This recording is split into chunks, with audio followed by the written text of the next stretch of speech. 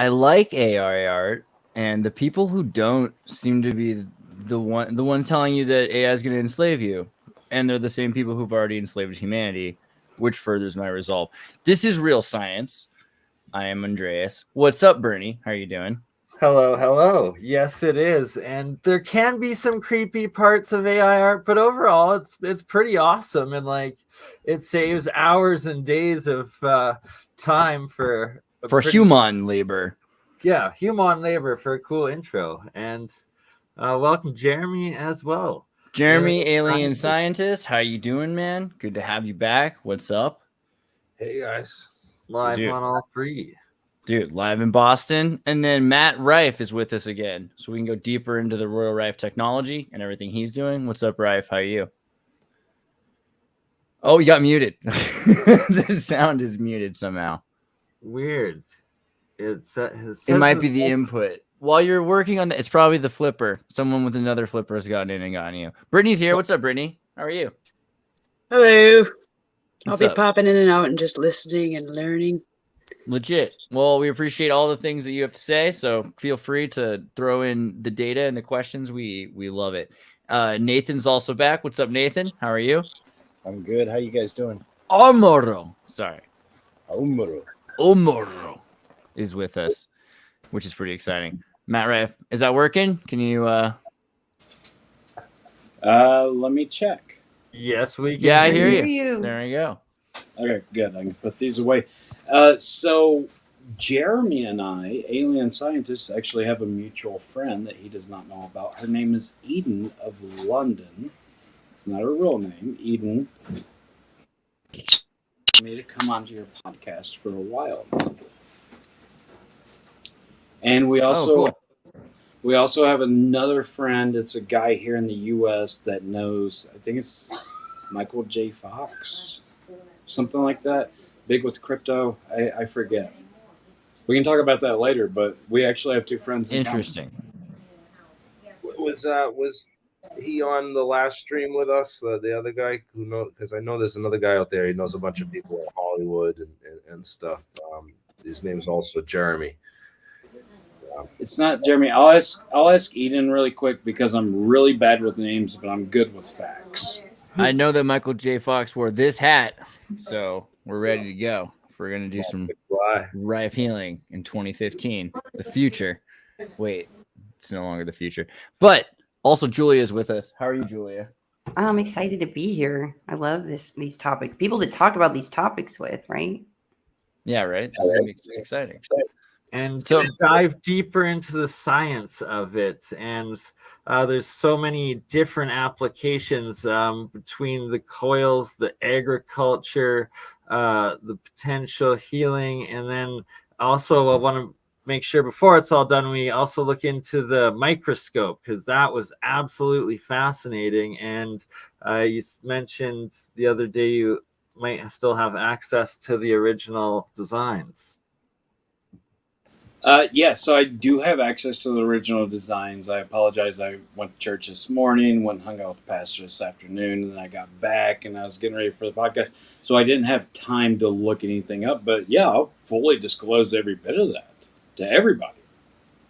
That is awesome, right? It's sharing is caring, and for just the knowledge of science and everybody who wants to learn and apply it to the world. Oh, obviously we don't expect to take a day because there's like going to be thousands of pieces of paper that are going to show up. But one thing, just before we get into the deep stuff, the other day, I just want to segue for a second. We were talking a bit about the Flipper Zero as an example. I was like, so here's a thing people are calling a weapon that's just really a tool, right? And it's showing you how medicine and healing, et cetera, et cetera, et cetera. Flipper Zero, portable multi-tool for pen testers and geeks. It's great, right? And it allows you to scan all sorts of signals. You can scan NFC, near frequency communication. You do Bluetooth. There's all kinds of different things you can use this for to control your TV or your friend's TV, or open your garage door, or lock or unlock or whatever kind of thing. It's pretty amazing. But yes, because of that, it could be used to open all doors, which could be used for nefarious purposes. So people are like, well, nobody should have this tool because, you know, even though it's super freaking useful, somebody might use it for evil. Anyway, Rife, you were gonna show you actually check this out. My man, he's got one himself, so it's not even just sort of this abstract idea anymore. Here it is. So let me go ahead and explain this. Yeah, it can be used for nefarious purposes, and I'm not trying to bring up politics or anything else. Of course, but you can buy a hammer from Home Depot, and until you use it for bad, it's not a bad thing. You're not going to. That little adorable dolphin is that dolphin is. Look at how cute that little thing is. Come on. I just say that a hammer from Home Depot can't just like bypass security systems the way that you can do with one of those things, though. I mean, having worked in electronic security at like local hospitals, I would argue though that a hammer could bypass many a window door or security guard, right? That's the real issue. Yeah, but until you use it for nefarious purposes, it's not a nefarious thing. It's a tool. It's right. just a tool. It's just you could. Yeah, but you could do so many great positive things with these things. I mean, imagine all the great things you can do. You could save. You could have. Let's say you've got 30 digital dongles and credit cards and everything. You can put it all on one little device. Let's say 30 dongles. Yeah. Let's say you get locked out of your car or something like that. You want to get back in. I don't know. There's a lot of ways you could be using this for good instead of evil. People have made it seem like it's bad. For example, I'll tell you, a condo at the beach in Orange Beach, Alabama, there's only one clicker to get the turnstile to turn up. But I was able to read it after I read the frequency, and I could emulate that, and I was able to come in with 2 vehicles as there were 2 parking spots, but we only had 1 controller.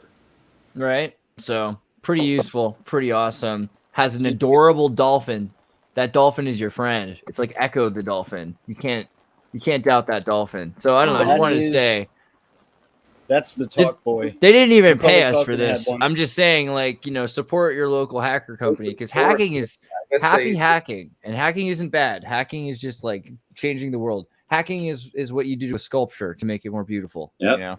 They started this thing on GoFundMe, and it was like it raised $4.6 million to like build the first prototypes of it. But it's all open source, and it's a pretty interesting thing. I was just you can go on GitHub and you can get like unleashed version because it's geolocated. Like for the US, I cannot save credit cards or anything else on it unless I go through and I say, oh yeah, specifically I want to do an NFC-A card, and then I can save it, and then I can use my credit card somewhere else. But all of this stuff is coming into controversy because a lot of people are like, oh, it's a tool, it's this and that. It is sold out. It's totally sold out, but the point is, like you said, it's open source. So what you can do is you can get a $15 Raspberry Pi, $30 worth of accessories for the thing, 3D print a case if you really want, or just put it into some of a matchbox. But the thing is enough there, then you would be able to have, you download the software and run it. This is open source. You don't need to buy the thing to have it, which is one of the main reasons we're promoting it, I guess. Yeah, you're paying for the hardware. Well, not only promoting that, but even on the control board, like they have wireless connection that you can plug into it, and it's 3D printed cases. But I'm kind of wondering, because of all the controversy coming from China, can we help kind of fund the science community by building one together? I mean, absolutely. All you need are probably like, so instead of an Arduino, we found launch kits, like the Texas Instruments Launchpad kits are cheaper. It's like $1.60 instead of $20 or $40 for the set. Sorry, Jeremy, go ahead. Yeah, Anthony has a good question about this firmware link, because apparently it's gone off a lot of people. So we gotta that'll be useful to program that stuff in there. I just want to see like what kind of security protocols it has and what kind of limits and capabilities that this thing actually has. So I've gone flipper0.1/update, and it looks like you can download the update directly from there, and the source code is available on QFlipper. If you go to Flipper devices, it looks like. But if you're saying it was, so you're saying like last month it was scrubbed, is that a real thing? I don't know. That's what people are saying, or just asking, looking for it. So it's having a hard time. I don't know if like This seems like one of those things that people, like the intelligence agency. If it was up, it's out there, and we'll find a copy and put it in the Discord. Check on Amazon. Check on Amazon. My business partner just bought one for like $300. The prices are only going to go up. I was part of the last shipment that come in from China to get one of these. The old school way of doing this. More than and there are. So the thing is, there's going to be these. If you find the old firmware, at least, then start looking for the forks of the firmware in GitHub. So this is one of the fun things: is once somebody forks it, then you find the Dark Flippers Unleashed firmware. So there's going to be other kinds of firmwares out there for the device. Yeah. They're based on that firmware. I'm more than willing to ship this one around throughout the science community, let you guys play with it and everything else. And at the end of the day, just ship it back to me. Just send it throughout everybody. Let you guys. First person I nominate is Jeremiah. Jeremiah for sure, because he's going to tear this thing apart and build 20 of them. Yeah, that's Before, we used to use this thing called a SDR, which is a software-defined radio, and it's like a chip. It's like a radio that you can plug into your computer that you could read and send on different signals and frequencies. So like you could set these things up to pick up pretty much anything, and so you could read off your remote fob or a garage door opener or things like that, and then it just emulates the signal. It's kind of like those it records and plays back. It's called DRFM technology, direct radio frequency memory, something like that. DRFM, digital radio frequency.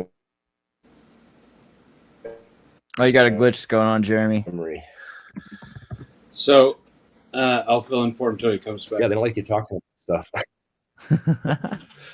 So I can show you right now, whenever I go to sub-gigahertz, and I can do the frequency analyzer, you see it 0, and right here's my key fob to my car. I'll just lock my car.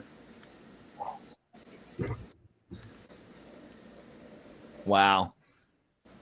And it automatically logs it in. But here's the problem. So a car's vehicle, it has a brain computer, and if I were to use this, I could only use it once, because it analyzes a signal and then it switches to a different gigahertz level. So it unpairs my key fob.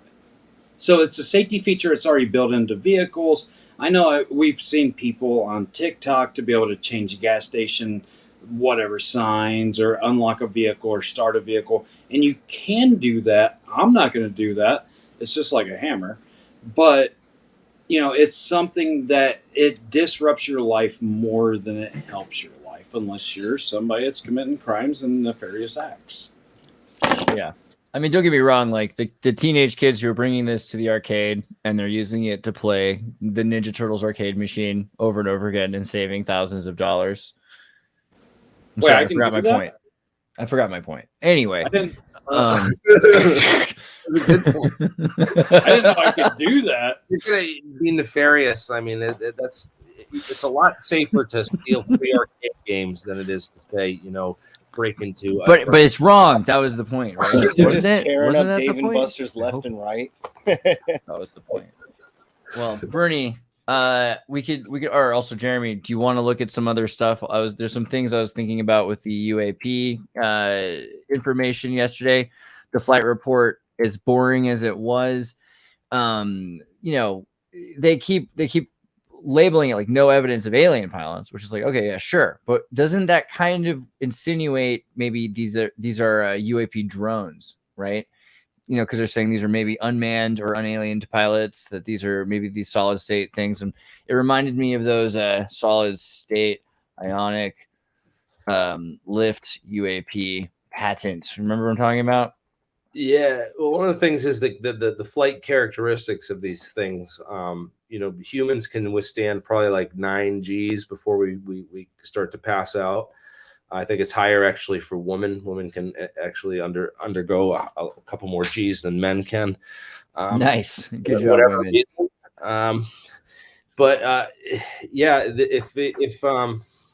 If it's really a function of that, then that's why a lot of hypothesis that these are UAVs or do not have human pilots, because either they're altering the space time around the craft so that they don't experience G forces or their robots. One or the other. It just doesn't make sense for humans to be pulling those kind of G's. Yeah, right. It, like somehow also neutralizes inertia along with gravity in the field weld that it would make. Correct? Yeah, it creates a time bubble. Well, Yeah, Jeremiah and I were hypothesizing on this earlier, and I thought I had a good idea on it, and he was firing back with me on things way above my head. I wish Jeremiah would come on, but it's we have Gerald and Unit Matthew, so it's only a moment of time before the exotic propulsion warps. He just thinks he's Jim Morrison. You know what it is. Give him time. Late entry. So, and now, the moment you've all been waiting for, Elvis Presley has entered the building. Yeah, okay. All right. Glad you made it. Ladies and gentlemen, let me figure out where this stream is playing in the background and stop it. Jeez. There he is. All right, but as much as we love you, Jeremy had showed me something a long time ago. Not that long, but these days, any 24-hour period feels like a year. So probably a few weeks ago, we were talking about lasers on the ends of jets. And he was showing me these freaking crazy patents that are designed to burn the oxygen into a perfect vacuum ahead of the jet, so that there's no turbulence, no friction from the air. It's actually being sucked into, beyond what we refer to space vacuum. It's like a Belson Bell vacuum, right, Jeremy? Back me up. Am I right? What am I talking about? Is it the Kevin Kremeyer patents with a K? I think those are the ones. There's a bunch of laser patents by that guy with some interesting stuff. They can, that dude right there. I think this is it, right? And he's got lasers involved with jets, and also the thing is that the plane was going to go so fast it was going to tear itself apart unless you destroyed all the oxygen. Right now, let's pay attention to this really quick. And I don't mean to cut you off. Go ahead and do your thing, Jeremy. But I just want to bring up this picture. Where's it? I like this. I gotta find this patent too, because if we're going to talk about high power lasers, there's this wonderful patent by Boeing of a concentric half tube laser, and so they've taken basically a series of concentric pipes, they split them right down the center, so you've got these kind of C-shaped sections. They're all stepped and tapered out from each other, and the way that it works is it initiates much like a transverse electric mode laser, one of those little T lasers with the two parallel channels, and then it, almost like focus fusion, crams all the energy into the center from all of these varying layers, phases them, and then blasts it all out the end. And so it's a laser system designed to generate like long megawatt pulses, very much just like what we have on Real Genius. It actually would be laid out in a casing that would end up being shaped kind of like that, not quite as bulbous on the side, but it would need that type of shape in order to work. So I thought it was just fantastic when I seen it. I have to find the damn thing again, because I have a feeling that it's not going to be up on Google anymore. It's a pod racer. And I did not retitle it, so it's just a freaking number on my computer somewhere. Yeah. I mean, the idea of a jet turbine for a laser, I guess at a certain point, that's where we're going. But also the idea of the laser being useful on a number of levels for completely destroying the atmosphere and anything that's in its path. Plasmatizing in front of it, right? Creating a plasma field. Yes. So that's what I was wanting to touch on, if you guys don't mind me jumping in. If you want to go back to that picture really quick. Yeah. This one? So you see where it says rotary spherical injector and fuel reheater. Go down. There you go. So it's going to shoot out in the middle, and it's creating a cylindrical pattern, which is also creating something that's like a magnetic field pattern. And we all use the right-hand effect on magnetic fields on the rotation. But then look at the cone and the nozzle going out. And I don't know if you have something that can do a degree separation up on that. And it goes exactly into the nozzle. So I'd be interested to see what that degree is and what that coincides with. Now, within our air, because if you look at the Tictoc UFO, you'll see that it's shaped just like an oxygen molecule. Just like the other night, I was showing you guys that whenever you create a 104 degree dipole antenna to be able to separate and do electrolysis through sound waves and everything else, that you need to have an equivalent antenna to be able to work within the things that you do. So look up the Tictoc UFO, and then look up the oxygen molecule and look at how they're similar.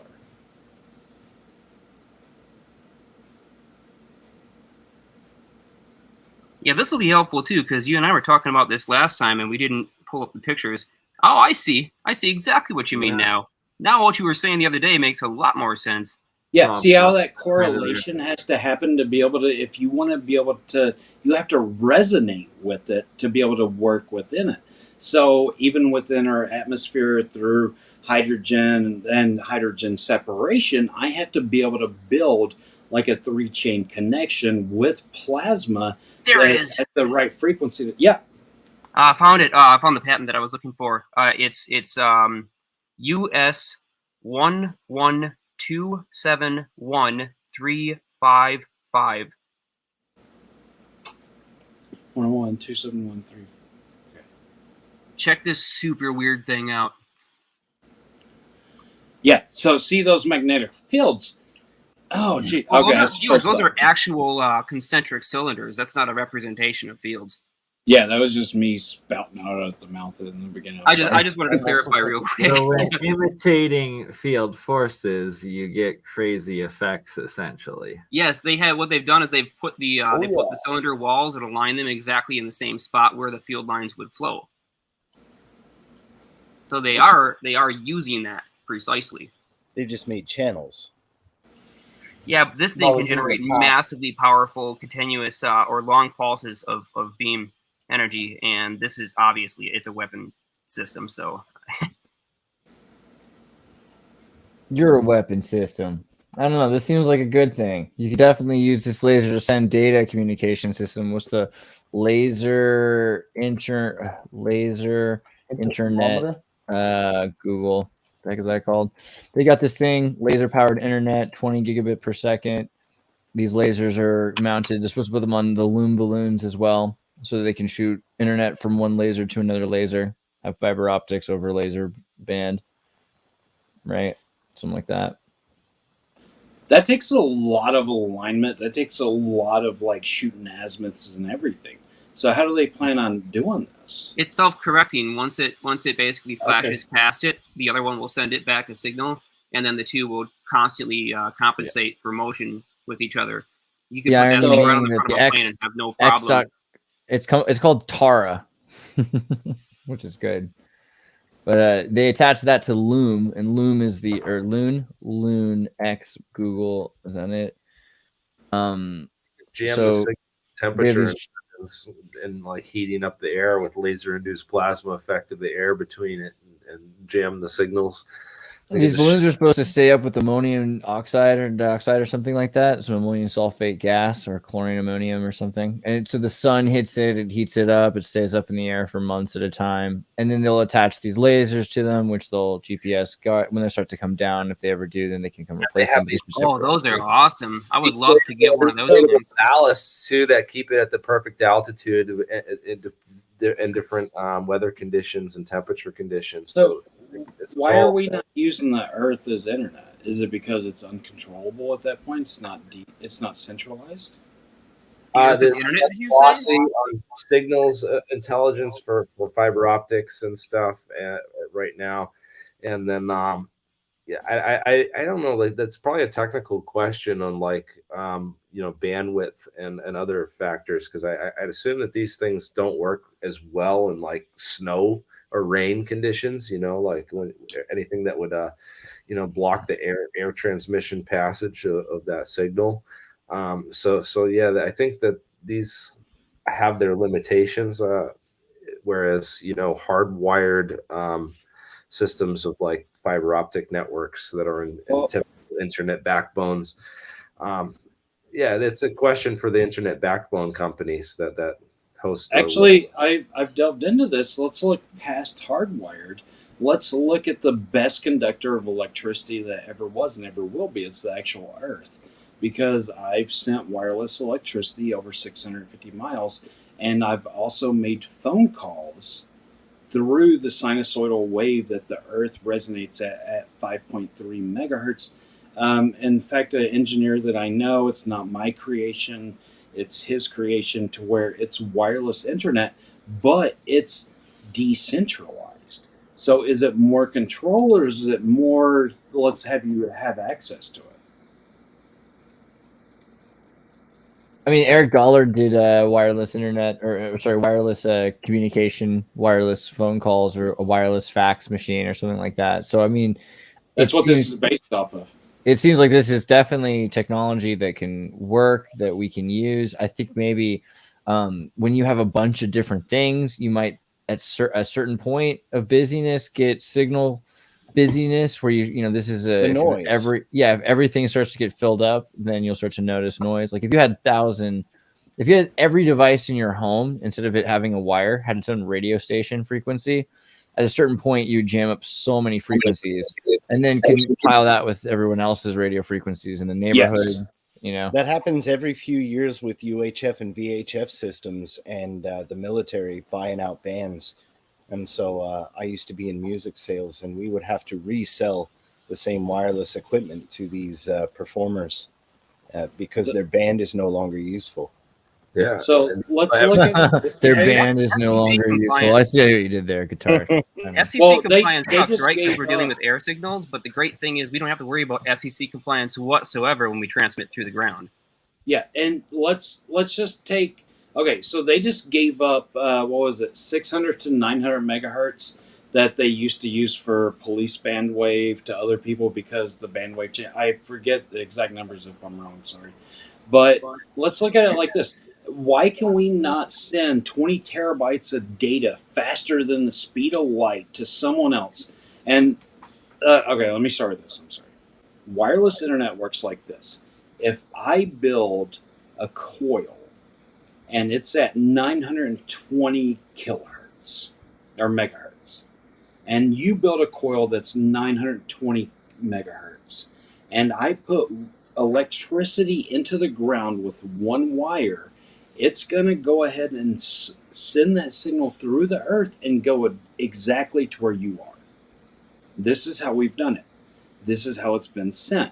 Now, if I'm sending a wireless electrical charge through the earth and you're getting it faster than the speed of light, why can I not modulate that signal with data? And that modulation with data means that that data is going faster than the speed of light. But if you have servers set up with IP addresses, then why not have different sections on top of the globe for wireless internet to be able to be transferred, and then transferred from your IP provider, your internet provider, to your house through wire or through fiber optic?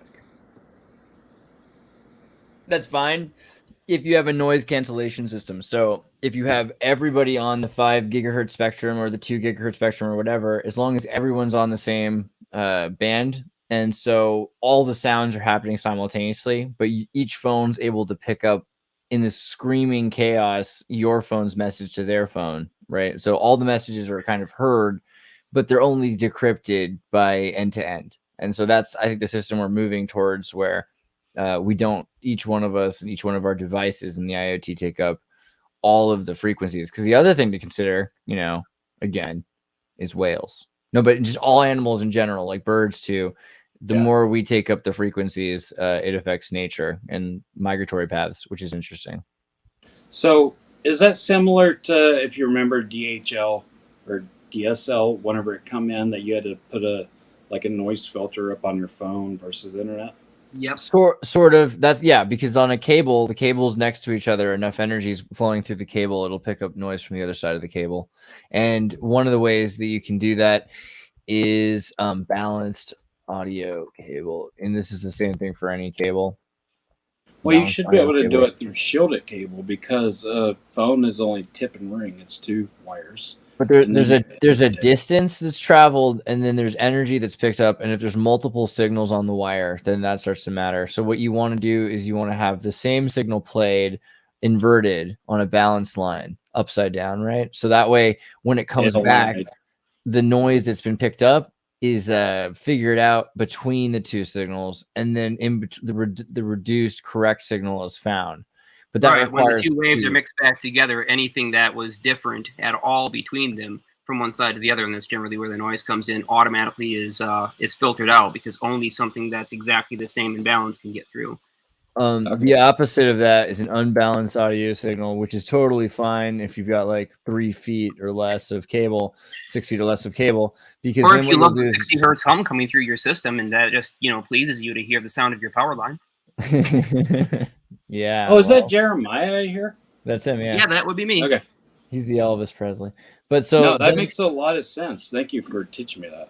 Then you'd have when you plug your phone into a headphone set, it doesn't balance it because it's a short enough line. So you'll have signal 1 and signal 2, which is why you can't plug those into a normal thing, because it's going to try to reverse those signals, pull out the signal in between them, and it'll get some weird The Fly Jeff Goldblum thing. So you don't try to balance stereo and balance signals is the point. But yeah, you can end up with a much clearer signal if you have 2 bands that are sending the data, one inverted from the other is the more broad point here. So you could have 2.4 and 2.6 or whatever, or as long as they're far enough apart that there's a gap between them.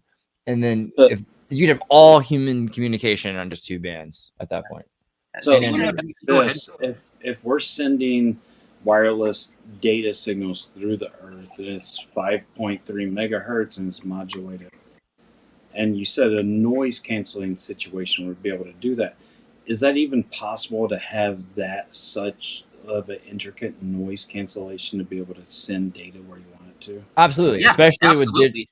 with Tesla's got like several different patents specifically on how to add complex signals and transmit through the earth, and then how to specifically decrypt them, or decode them, I guess would be the right word, in order to selectively pick out exactly which you want. And he was talking about how he could send the signal everywhere on Earth, and everybody would be able to pick it up, but nobody would be able to use it unless they had exactly the right balance of different oscillators that would perfectly phase out all of the indifferences and finally amplify it. So yeah, you got to look back quite a ways into Tesla's patents, but he explains precisely how to do it there by using 4 different oscillator frequencies or 4 different transmitter frequencies as your primary modulations, and then selectively choosing exactly the balance between them.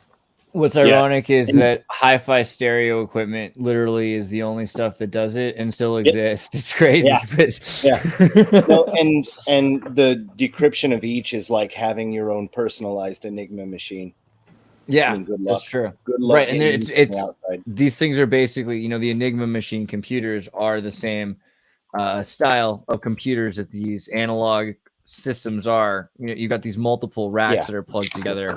And you're running one algorithm into another algorithm, and you're controlling the voltage phase to do it. So that is everything you need to control EMFs and everything. So it's interesting. If you know somebody with a Euro rack module, tell them they could be using it for weather control. Oh yeah. So those are so boutique now that you'll never get your hands on one. Those guys. What, Pittsburgh? Pittsburgh modular? Are they illegal? No, the good old Euro racks. Oh yeah, they're not illegal because nobody who's using them is using them for this. It's a hammer, Matthew. Okay, yeah. It's a hammer. Can I produce that? Yeah, you can buy one of these and no, can I actually produce it and be able to take the funds and help fund? Yeah, I mean that's the. You'd have to look into specific patents. I've got 156. This guy citations right now, including a bunch of Tesla ones. Yeah, this guy goes around Europe and he finds the old Soviet and West and East German military nuclear testing equipment, and he uses it to make music with or noises. But that's cool.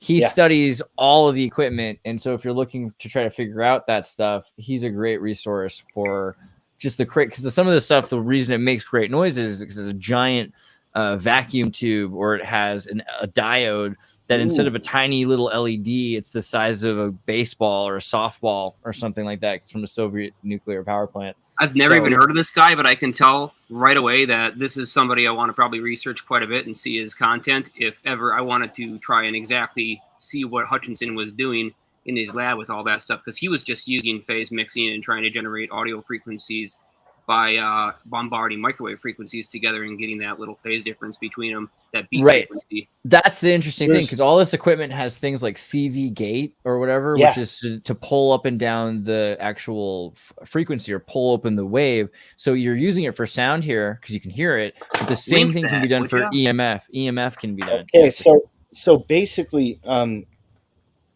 every audio engineer in the world is standing on the shoulders of giants. Their level 1 stuff is stuff that electrical engineers in their 3rd year are just learning about. One of the greatest guitar techs that I ever met was studying to be an electrical engineer, and one day it just clicked for him. So, I mean, audio engineers they're monsters when it comes to this sort of tech. And you got to imagine, like 200 years ago, they just would have built organs, and so now they make electric organs. It's a great way to physically feel out a lot of the math, because the math is, if you learn conventional physics on this stuff, it's a differential equations. So you have this basic differential equation which you can use to describe both the analog and electrical and the real world side of things, in terms of impulse momentum and what it's interacting with, like molecules and stuff. Getting into Rife's work here a little bit, by using the sound spectrum, you can sort of get this like innate feel or understanding of the waveforms. What they sound like, especially when you can combine that knowledge with an oscilloscope system, so you can actually look at the wave. So I love that comment right there. Who isn't standing on the shoulders of giants? The only people that aren't standing on the shoulders of giants are those too arrogant and egotistical to admit that they are. That's it. Yeah, true. So exactly.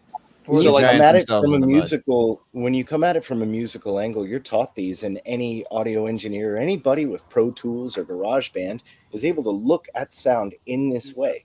And so it's just a matter of backwards compatibility to teach them the electrical applications of something they're already doing. I've used Ableton extensively to control lights, motors, oscillators, all kinds of stuff. I used Ableton to control an entire live Tesla coil show for one of the many Maker Faire events that we used to do, when we would take our freaking 13-foot spark coil and set that sucker up all over the place. Man, we traveled with that. It was just a giant freaking monster. If you leave the square wave up on the screen, you can see how this is a square wave carrier frequency, and it's been modulated. But it looks like a couple of different frequencies that are sweeping down. Right. So the other day, this is a total tangent, I guess, but let me see. Didgeridoo. I'm sorry if I threw you off. No. I'm about to go on a tangent. You were fine. So let me see if I type in didgeridoo waveform, if it'll come up. But I was listening to Aphex Twins, didgeridoo from 1994 or something like that. Good album. Aphex Twins is a real band. I thought that was only something on Kill Tony. No. Actually, so Aphex Twins is a dude. I mean, don't let him tell you different. And he is from Wales or England or something like that. And Richard David James, amazing noise musician they used to hire to play the late night set so people would leave the club because the music became too discordian. But he made a didgeridoo sound with his synthesizer that took like 3 days to shape the waveform. And so the way you do it, right, is you look at that wave we were looking, excuse me, the wave that's produced. Let me go back. Earlier, it's like a square wave, like and frequency. It's got that background, that bass. That's the drone. You pull the wave out, you shape the wave, and then you get a wave that looks something like. And we're looking at the picture. Where was it? So you're getting a modulated wave that's going through different mini harmonics. Right, and then eventually you get something that's shaped very similarly to what a didgeridoo sound makes, and it's kind of what people find is useful. Is it's medicinal, and you can control whether it's at 432 hertz, and you can do all these things that are nice with certain kinds of sounds that are otherwise trapped in these like very. I mean, imagine how special a didgeridoo is, right? It takes a human, it takes insects like these ants that have to eat the eucalyptus from the inside out. It takes certain kinds of trees growing in a certain part of the world. So this technology is kind of unleashing those waves, but also it's showing us the shape of it, which is something that then can be used to shape an EMF wave. And that I think is interesting because maybe there's something beyond. I mean, we're talking about psychoacoustics and how that affects our body, but maybe the electrical frequency that's produced from vibration, the sono frequency. Sorry, go ahead. I can show you this. I don't mean to cut you off. I just got excited. If you look up at NIH.gov or PubMed, look up PubMed, 432 hertz effect upon human body, and this will give you a clinical peer study that you can bring up. There it is. That goes all the way back to the initial hemisync experiments in 46. Yeah. So. What are these experiments in 46? Which experiments? You remember the binaural beats craze hit recently in like 2014, but that all comes from the original U.S. government hemisync experiments, where they actually altered brain effect through the use of binaural beats, and now we've got it as apps on our phone, and we can dial it. I was about to say, I was like, I think it was big in this. I think it was big in the 70s because they were the people I was. Oh, what did I say? It's the 2014 or the 60s, I forget. But now that's okay. They're probably, if I go back further, it's going to say something like hemisync is. Yeah, he probably did some stuff in the 50s or 60s. 50s or 60s, he's already working on stuff in like 75. He is the company. I felt like the first paper I read was late 40s. I have no clue, but here it is anyway. Brunswick. We did it first. Yeah, 68. Here he is doing out-of-body experiences. So he was definitely researching it up until 78. The military gets involved. We actually combined that with the remote viewing experiments. Was that Majestic 12? No. What were the RV experiments they did? Remote viewing, you can actually look CE5 on the CIAD class, and you'll find Stargate, Project Stargate. Yep. There we go. So Stargate. Yeah, John. So prior to Project Artichoke and Project Pilgrim, 78, they were actually using the hemisync experiments on some of the RV subjects. Yeah, and they were Ed Fouché, my buddy from Area 51, used to always talk about the binaural beats and how they were programming brain waves with the binaural splitting of the. So I can explain a little bit of binaural beats and the binaural situation. I never mess with binaural because it is the same sequence being played right after between right and left. Now, I was explaining on the after show, I could, in theory, possibly something.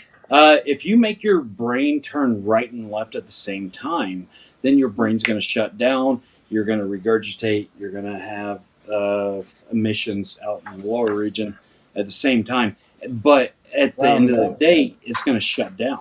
It sounds like salvia. Well, so what happens when you make your brain turn left and right at the same time? You have this thing in the medium of your brain called the corpus callosum that is responsible for the communication between hemispheres. And usually when you do a right brain task, your corpus callosum sends a signal, hey, left brain, shut up. And so when you overload that, they both try to work and they both fail. But whenever you do it through EMFs, then the EMFs, the electromagnetic fields, are going to travel through your brain. This is the same psychological reasoning why women can multitask better than men, because they have a larger corpus callosum. They have a larger highway between the left and right hemispheres. So they can talk on the phone and watch a baseball game, but men only watch a baseball game and then they can't hear somebody else talking. This is the same science if you look it up through psychology. Yeah, and with the corpus callosum function, our understanding of that, specifically that, is less than a decade old. It is. And McGilchrist talks about this in The Master and His Emissary quite a bit, and everybody knows I can't shut up about that book. You should read it. What is it? The Master and His Emissary. That is Ian McGilchrist, and it's one of the best books I've ever read on brain asymmetry. And now he he has a dedicated section to the corpus callosum. Interesting. But he takes this all the way through the function of the brain, handedness, the corpus callosum, whether music predates language or language predates music, the shaping of Western society and the rise of left brain thought. But a lot of this you can correlate quite easily with our inundation of electromagnetic radiation in today's world.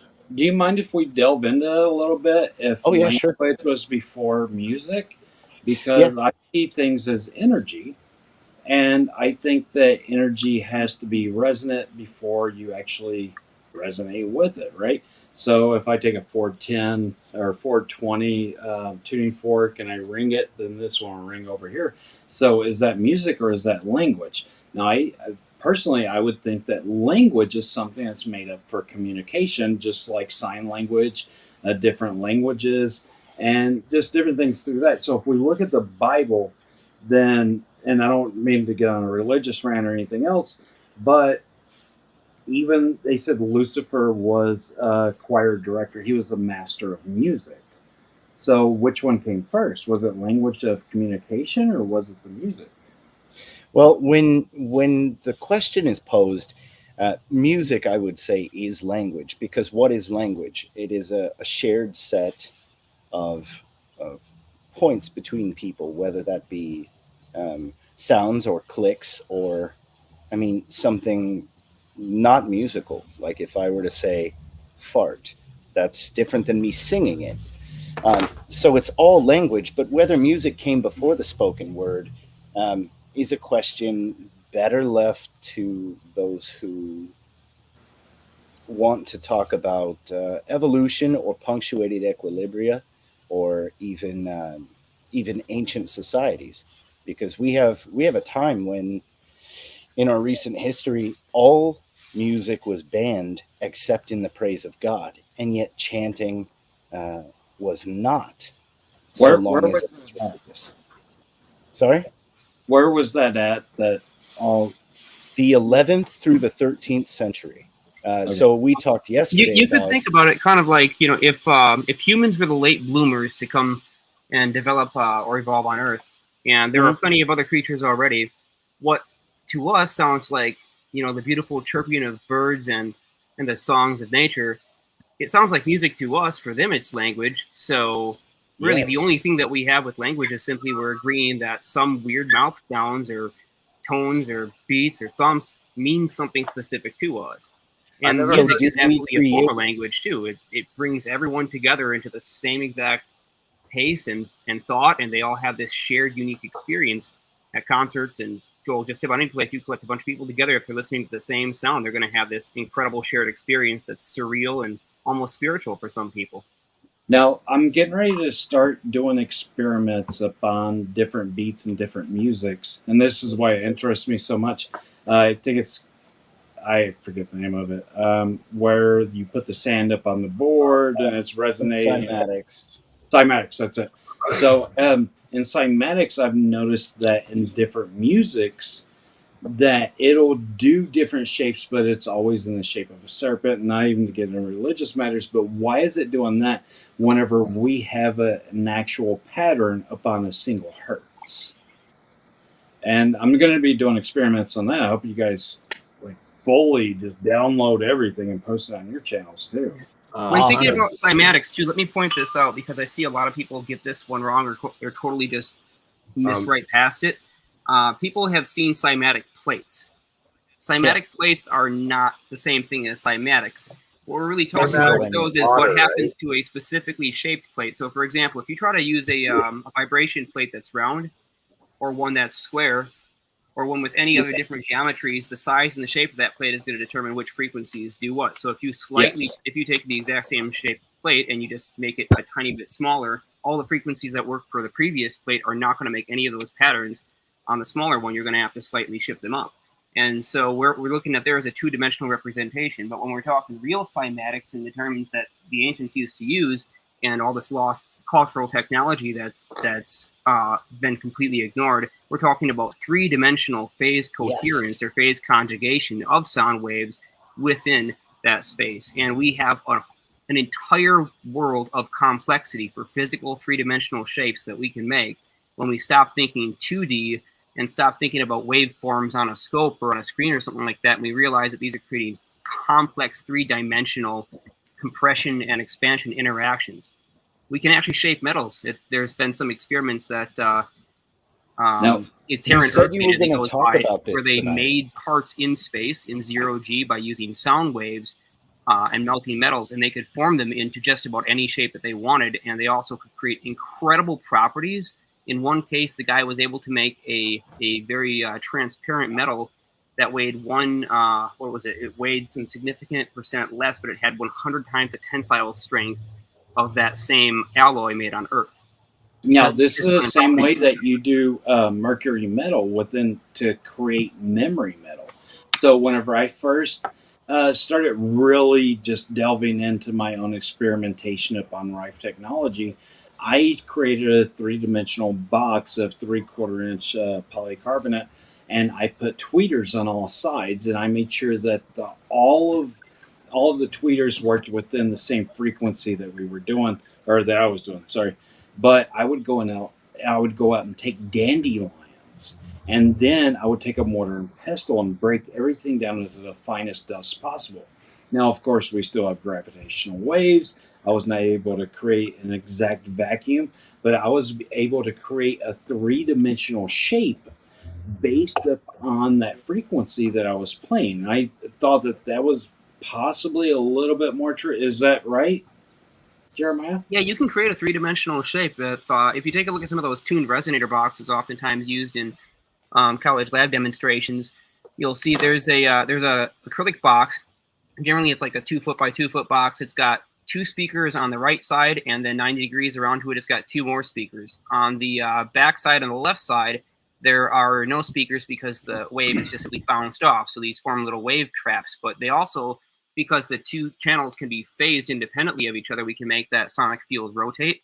And so when we levitate an object inside of one of these acoustic resonator boxes, like a foam ball or a cup or something, for example, we can move it right, left, back, and forth, up and down, but we can also make it spin because we can shift the phase between those 2 individual sound wave sources so that the compression is constantly changing its position in a rotary motion. And that allows us to build up a brand new type of phase interaction where not only are we dealing with the direct sound waves that hit each other, but we're actually accumulating rotational or angular momentum of a sound wave inside of a closed chamber, which means that we can build it up to a really high intensity and keep on phase shifting that sucker until we've had an amplitude that is sufficient for what we want to do, whether that be breaking down metals or shaping things or trying to levitate stuff.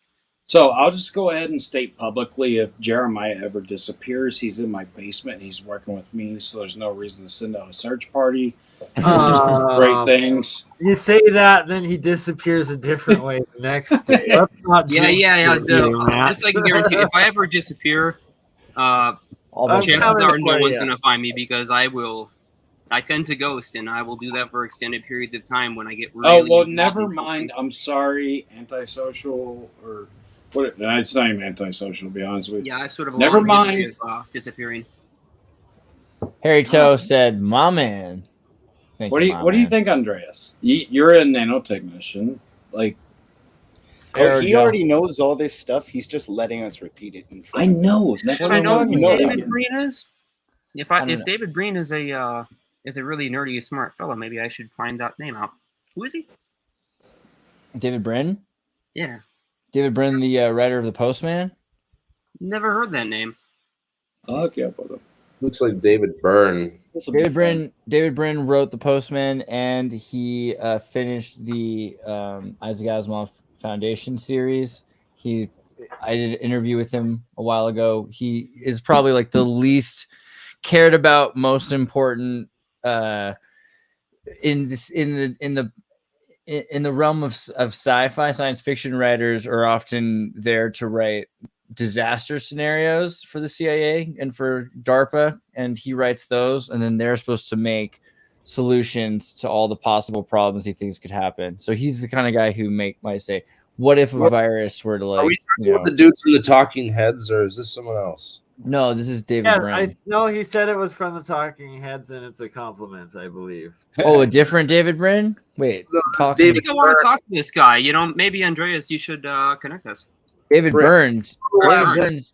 I could take you a whole different direction with David Burns. Thank you Are for we that, gonna? actually. Okay, we can do Ted that. David Burns birds. Okay, so I was thinking about David Burns earlier. What was the guy with the women's 80s shoulder pads? So who's David Brin, or is that just a mispronunciation? No, David Brin. David David Brin is important. No, I just showed you who did write the ending of the Foundation, and he wrote "Killing People," and you got to know about him. But however, let's go on to David Burns for a second. Wait, before you, I do love the Byrne- Talking Heads. No, go ahead, Nathan. Sorry, I'm sorry. What's the URI here in Providence? Don't be sorry. David Brin is the master of. He should do a master class on how to break an NDA through fiction, right? Because it's yeah. Anyways, Worked yeah. for big Star fan. Trek. Worked beautifully Big for fan. Star Trek. Yeah, if you like Star Trek, you'll be a fan of this guy. Yeah, Well, if you like Battlestar Galactica, if you want to know the truth about what's happening in the world a couple of years before it happens, like let's just say that there's a war in Russia, the book, or let's just say that, whatever. Okay. But David Burns had a good TED Talk a while ago, probably the best TED Talk I've ever seen, because I don't really like TED Talks that much, but he's great in the Talking Heads, and with that's David Bowie, has nothing to do with him. He said, hey, look at all these birds around the world. And the birds, what they'll do is they'll sing different songs, and all the songs are different. And same kind of bird, go to a different area, have a completely different accent with a completely different song that it sings. And that they sing these songs kind of be like, hey, everything's safe here, everything's safe here. But that they change their song. So even birds have kind of different languages that we don't even realize. And if you take a bird to the city, right? City birds are clearly affected by like sirens and things like that. So It's there's this shocking. theory within psychology that the song Barbie Girl, the way it opens up and the way that the tune flows is actually from a bird. And that's the reason it caught on so big. Barbie Girl bird introduction or whatever. Yeah. Just have a conversation with the raven if ever you have the opportunity. You'll learn a few things about birds. I wouldn't be too surprised. Birds are freaky because birds have the ability to sing. Like, you ever seen a talking parrot, or a toucan? They the same vocal capacity as a human. Yeah, It's I used to have an horrifying. African gray. Man, I ended up I'm sorry about this, everybody. I gave up the African gray because she kept on laying eggs on me. It's your child. They're not Right. known to do this. Like, as many eggs as she laid, it was kind of like a chicken on it. She loved you that much, and you left her. No, I would go take a nap, and she'd break out of her cage and crawl up my leg, and she'd just squawk in my face, and I'd wake up, and there's an egg laying on my lap. Did you ever eat the eggs? Were they like chicken eggs? That's love. I thought about it. I'm not going to lie. I thought, and I just ended up sending them down the disposal. Yeah, right. What try? I don't know. Nothing about that seems fun. I don't I really don't know wanna about get you, man, but involved if a with bird brought me an egg, I'd make sure to keep that thing incubated until it hatched. that. Well, there was no male to fertilize the egg. Right. Oh, I see what you mean. Same samsara over and over. Yep, it's a tragedy. Well, the other thought was the idea that using these frequencies, maybe you can pick up on, you're talking about data communication, internet, or something like that. Can you somehow use your nervous system to pick up on radio waves from further away and use this for out-of-body experiences, which for whatever reason seems like people have been saying, Yes, you can, and I looked a lot into this. It's a U.S. patent, and there was a lot of religious things going around about this. Don't not take this as anything. Wow, whatever But we're it's the looking at same on guy screen on right this now, I button. want to see more about that. What is that from that we're looking at? He's on some kind of device that's supposed to assist in this process. Is that right? Or is this just because it looks like a med bed to me. It looks like something from Star Wars, and I think the software they're using is Poser 7, but I'm not really sure. It looks like the rebirth table for what's the X-Men villain? The Egyptian one. I think I want one of those. So it's the blackbird that says, "I'm a Barbie girl." Out of body table from the Egyptians, or what was that? So I forget the name. So when I did my interview with Wendy Shaw, she talked about, I forget which guy, some famous dude. He used to do the grounding bed thing. And so apparently this is a big deal. Grounding I'm beds. I'm useful making for that. grounding mats for beds. Apparently, so tell us about it, because this is supposedly useful Okay. for the out-of-body experience. So or also to protect you from it, both. I've been seeing a lot of people in chat saying Joe Rogan. Yes. There was a guy from India. I forget the name. I'm not even going to try to mispronounce it. But he was on there, and it's overly charged overly charged frequency ionized particles that go into your body. It's kind of like electrocuting you, but it's overly charged ionized particles in your body at higher frequencies that the ground will soak up. Just like we run electricity straight into the ground, if you look up the electrical system and how they start it, they wanted to run a power line straight out, and then they wanted to run it into the ground to get that power back to the power plant. Now, you let the ground soak up all these overly charged ions inside your body, and it grounds you out. It's called grounding. So if you look at grounding, it is beneficial. It is something that is scientifically proven. And here at RifeTechnology, not here, I'm visiting my family, but at RifeTechnology, we are creating grounding mats that go onto your bed that they will strap down. I've looked up the skin resistance. I've looked up everything involved. And the material that I have is 0.003 of a negative impedance or less. And you can go 10 foot away and put an electrical meter on it, and it'll just go to zero. But not only that, but we're doing pockets to where you can throw an extra cell phone in there in case it happens. How does this thing work?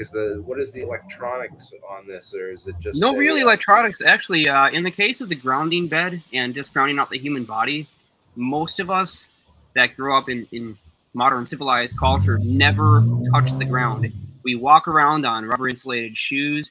We stand on several stories above the ground on wooden floors over carpet. We never have much contact with the ground anymore, and that's completely opposite of the way that it used to be. So our species is slowly losing, generation by generation, its connection with nature and its ability to sense what would otherwise be easily detectable coming from the Earth, because the telluric currents have pretty high potentials, and a lot of people can pick up on them, but today we just have no concept of that at all in the language. We've totally forgotten about the importance of neutralizing and balancing out charge in the human body. Have any of you ever heard of wait, Bernie, is this the gamer extreme version of grounding? What the heck is this? Yeah, That this is is Dan fantastic. Winters. Wow, what we're looking at. This is Dan Winters Therify grounding units. Oh my god, I want this so bad. I don't know what's going on. You guys should have seen the ground we installed back in the day. What is that? We used to put in these massive grounding systems for all of our transmission. Can you imagine, and like, power when generation someone stuff? comes over and they see your bed, and you're just like, this is where the magic happens. You know, like, this is where the alchemy happens. Okay, two things. Andreas, I just sent you something if you want to bring it up on screen, and this is how Man, you could have this on a clapper, so it just turns on. Okay, hold on. When you turn it on, it plays Al Green. Well, are you guys building and selling these too, or our own, or is this just you're advertising for other people, man? Because like we could build and sell these if this one's I'm building them and I'm going to be selling them. Andreas, if you look in your Twitter, I just sent you something on how the human body works on the electrical system, the bioelectrical. There you go. So, and I want to explain this because somebody was talking about this is where the magic happens. I have narrowed down 30 hertz EMF will actually bring blood flow to an area. And as if any females know what blood flow to an area means, then it just means a little bit more sensitivity, a lot of stimulation. And I've modulated that to where I can go to a restaurant and I can turn something on. I haven't done it, but I've tested it out with other people to where if they come to my table, they would be very happy. Yeah. Question. Is anyone familiar with ferrum phosphate? Yes. Is there a resonant range for ferrum phosphate? Yeah. If you don't mind me asking, please clue me in, because if I've never heard of this stuff, and my guess is probably most of the audience is thinking the same thing. So ferrum phosphate, or phosphate of ferrum, iron phosphate, is one of the 12 essential cell salts discovered a couple hundred years ago by a man, and then by George Washington Carey and his co-writer, brought into a religious and holistic purview. And now ferrum phosphate greatly enhances blood flow. And now if he's found a device, I think I know the mechanism. What you're looking at is the driving hertz range for the propagation of ferrum phosphate inside of the blood. So your product combined with this product would act like every fitness guy thinks arginine acts. Yes. Yeah, exactly. Because you want to be able to create a lot of blood flow as much as you can to be able to get a lot of oxygenation coming through. Now, you have to pair that with hydrogen oxygenated water. Like I have a Kangen machine here. That's the delivery system for ferrum phosphate, actually. You have to dissolve it. You shouldn't take it in tablet form. It's one of the few cell salts that's like that. Yeah, so you have to take it within a hydroelectric system that is hydrogen oxygen that goes through an electrolysis program, just like Kangen water, whatever you want to say it. But a lot of people, like I've looked in these machines the last couple of days, I've lost all faith in them because I can create a machine. Anyway, either way, they use a calcium. They use the calcium to create pH balance, and a lot of people don't even know about the calcium tablets you have to put into it. Oh, and they don't know that the company owns that molecular structure through I can look it up. It's so bad, man. But yeah, you're exactly right. So I can be able to create the blood flow, create it within people to have that delivery system of oxygen while you're working out. You can gain mass, or you can gain more density. Yeah. So in concert, you ramp up the effects of each individual. And I believe it's not calcium phosphate they're using for that. It's calcium sulfide. It's calcium diophosphate acid. Diophosphatic acid. Okay, I wouldn't touch that with a 10-foot pole. Dude, I wouldn't either, because the same company that owns Kangen, I believe, owns I can look at it. It just... I'm sorry. So a lot of my family owns these machines. I got one right here that's $5,000, and they say, "Oh yeah, it's got platinum plates." No, it has platinum electroplated plates. Yeah. So, everybody's cutting corners, just like they will copper plate things instead of make copper wire anymore for your washer and dryer. Well, if you're there with your family and at that place and you have access to these machines, what would be really cool, and I'm sure we would all appreciate it, is if you were able to pull some of those things up on screen and show us. Can we show and tell? Yeah, let's do show and tell. I'm over too far. Here it is. Look at that. Oh yeah. I can open this up and I can show you the plates. They are titanium plates. Yeah, it is a 7 would you? face thing. I'd like to see that, honestly. I think that my aunt may kill me unless I get $1,000. That thing is no substitute for a decent RO filter. And if you want to get really fancy, if you're making mineral water, you should be deionizing your water, and you can buy that anyway. It's a form of electrolysis. Well, how about I just hook up a Rife machine, and I pull a bottle of water that's sold out, and we just do different tests on it. Because after I cleaned all the calcium out of this machine, real science. Yeah, okay. My aunt paid $5,000 for this machine. We won't tell. Yeah, I don't want to be hurt in the morning. So, and that machine there we're looking at costs $5,000. Oh yeah, the Kangen machines, they'll go for $5,000 to $9,000 to $12,000. Go look up Kangen Platinum. If I can figure out how to switch my screen really quick, I'll show you. They got the small. No, I really want to know what's inside of it that justifies that kind of cost. Well, they can alter the pH in real time, so you hit a different button and it's a different pH. So, I mean, the idea is sound, but as for effectiveness... And she's still got the plastic on it because, Well, yeah, when you pay $5,000 for something, you want to keep it perfect. So, you got to go over here. It's not even a pump inside. You have to go to ion. Turn it on. And then this is strong acid water. Then you go to beauty water. You go to Kangen, 8.5, 9.0, and 9.5, right? Well, if you look inside... Yeah, I want to know how it's alkalizing the water. I mean, is it actually dissolving a material into it, or what is it doing? I took it apart. Back here are 7 titanium plates that go through electrolysis, and that creates the bubbles. But we all know that water is a great insulator. It's not a great conductor. And if you look right here, there is this filter, right? I'm guessing something in there probably needs to be changed out every so often if it's mixing different materials into the water in order to add an alkaliner and acidic properties. Well, look at the top above the filter.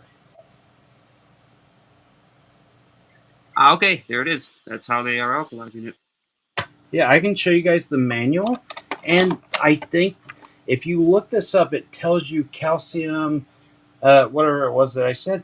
And it's the calcium added to it that creates the pH balance on this. And this machine right here is the same exact production of the same water. It produces the same exact amount of pH water that you buy for $1,500. But they've marketed these people. This Kangen is called a platinum. So they say, oh yeah, this is the platinum. It has platinum plates. Well, they've electroplated platinum up on titanium plates. Okay, so this machine using calcium tablets is the equivalent of you paying thousands of dollars for it to exactly dose you with the right amount of Tums. You can do this with man. I couldn't have said it better. That was beautiful. It's not Tums. It's called chalk because chalk is calcium. Yeah, it's calcium carbohydrate or Tums is calcium carbonate. That's Tums, man. Yeah, and look up chalk. It's the same thing. Same stuff. Is Tums shaped like a teddy bear? No, but I would actually pay for. They should make this shape like a teddy bear and call it Teddy Chalk, and then that would be worth extra money. So basically, what we're looking at there is a really expensive pH measuring meter with its own circulation system that somebody could probably build for like $200 or less. Nice, it's a Tums dude. I could do it for $20, and I could probably send somebody that's on drugs into Home Depot to buy the materials for me. Well, obviously, I mean the platinum electroplating or solid platinum plates are going to be really where you're going to run into difficulties there. But not really, because they're electroplated and just right. But you have to have platinum electroplating capabilities, and it turns out it's actually a lot harder to electroplate platinum than one might think. It's nothing like doing gold or silver or any of these common metals or nickel. Platinum, but all that platinum disappears. All that platinum disappears very quickly because how much are you electroplating? I open this up, and these are all titanium plates that are inside of it. That's not right. Well, I mean, they're using solid platinum plates for a very good reason when they're producing the Brown's gas. And they're getting massive unity gains out of that system because it seems like they're almost converting thermal energy. Plus, electron clustering, talking about exotic vacuum objects, it's going to give you really strange and anomalous energy effects because those things can extract Brownian motion, and they would make Lord Kelvin spin in his grave. Guys, I'm having a really good chat. Thank you. That's a really expensive coffee machine. Dude, this coffee machine is way more efficient, and it's by Cuisinart. But what about what you mentioned earlier there? Hook up a Rife machine and to some water or something and do some experiments? We can do it now if you guys want to. If you don't mind, maybe setting up and see what Xirtus is looking at while you get ready. Yeah, I just have all these thoughts. This is just making my mind run wild, actually. I have a lot of thoughts. Yeah, this is great. Absolutely. I mean, there's just so much you can do. There's so much you can do with radio, and being able to control the frequency. But sorry, go ahead. See the frequencies because this is all invisible that's around us. With that, like a pocket device like that, you can just like do a scan and just see what's going on around you, and the fact that it has intelligence on all these signals, it can like identify like, oh, this is a this type of scanner going off here, or this is a this credit card readers nearby. It can read all that stuff. This is like RFID technologies. Is there's an RFID chip in all your credit cards now. Your bank cards, your debit card has this little chip in it, and it's got actually wire that's built into the card, which is a coil that picks up one of these signals. So when you put it near that reader that scans it, it actually that's cool. Powers nice animation. Powers that chip inside your card. Yep, this is great animation.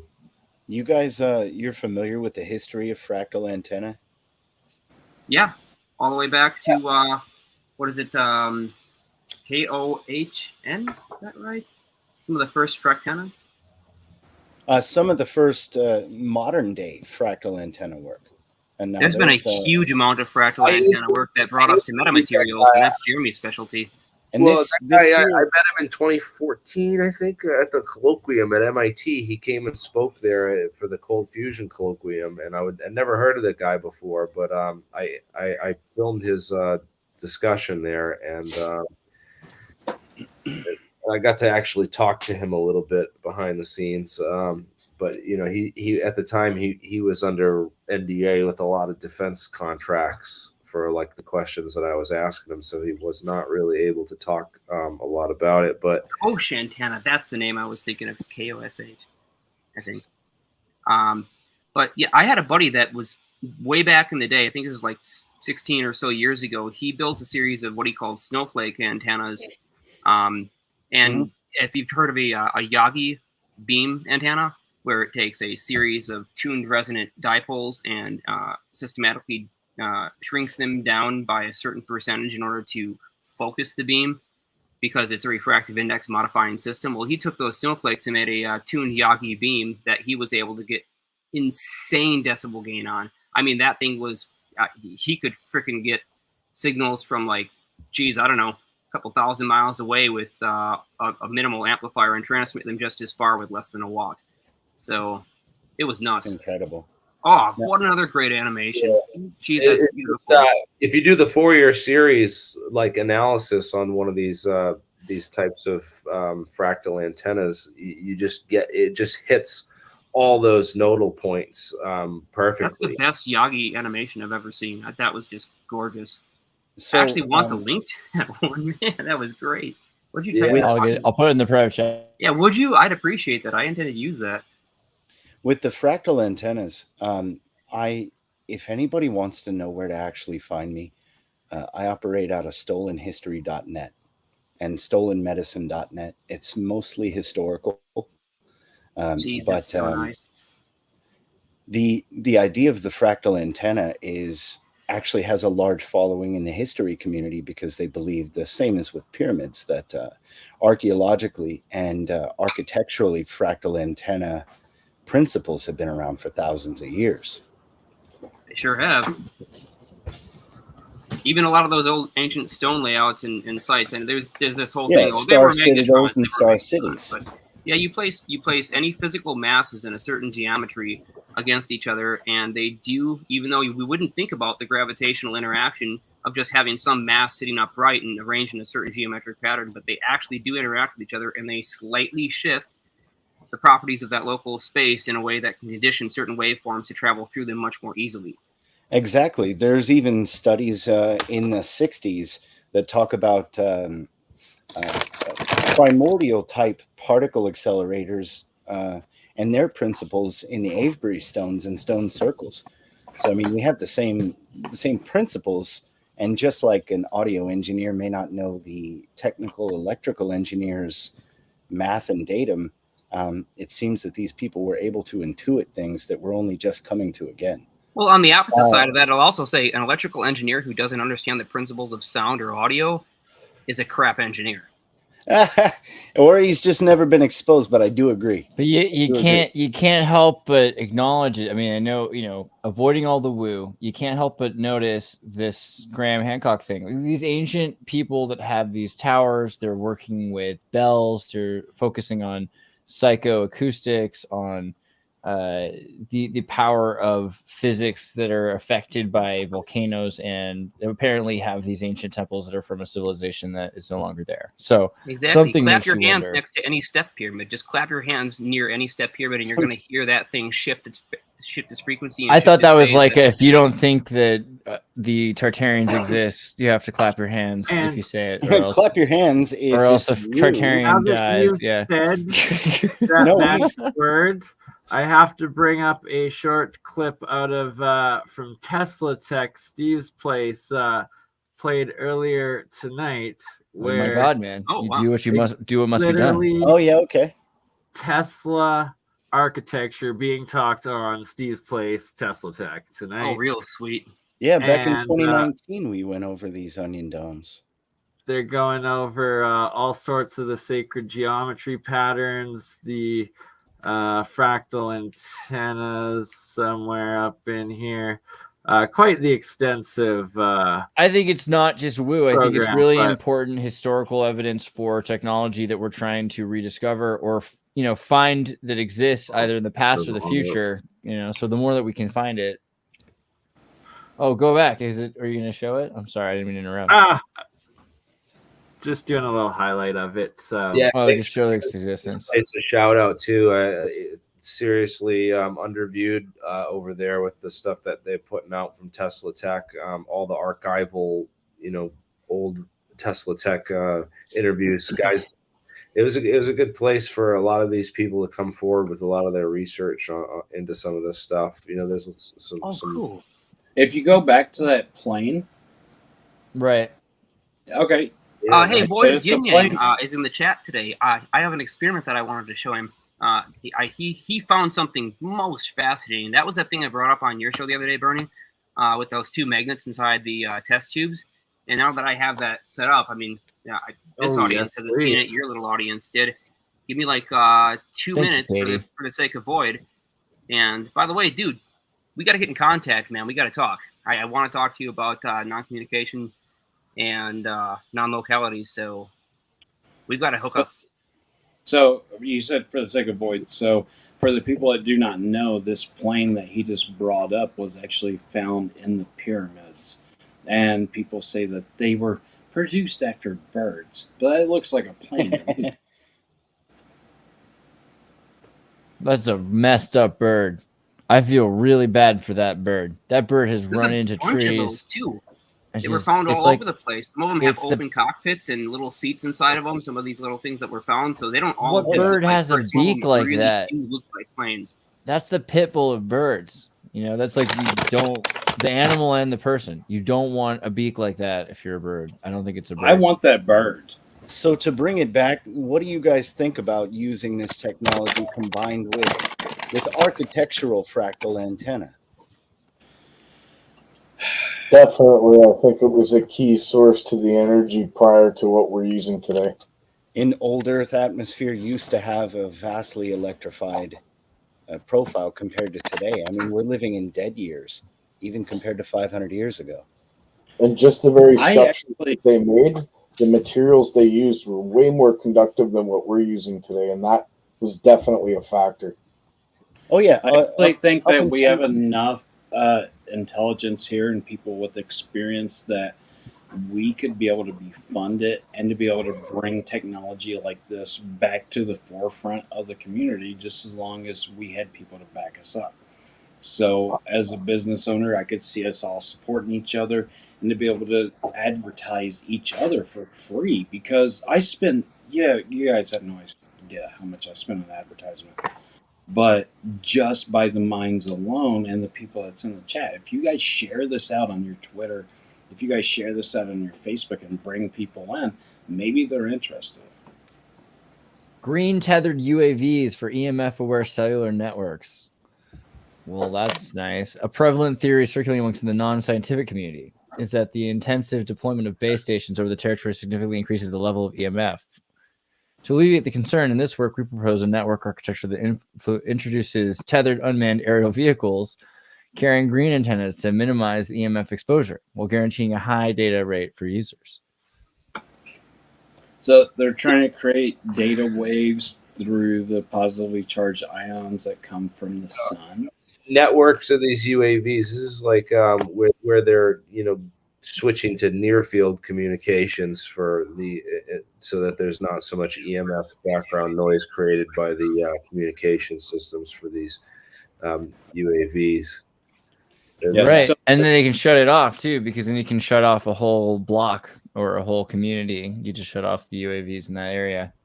So the near field communication is you have just a simple chip that's programmed. It has a resonant signature upon an electric, and then whenever you apply something like the back of your phone to it, then that's going to go through a Qi coil. It's like wireless charging, and it's going to excite that chip to send that data back to you, and that's how you read it.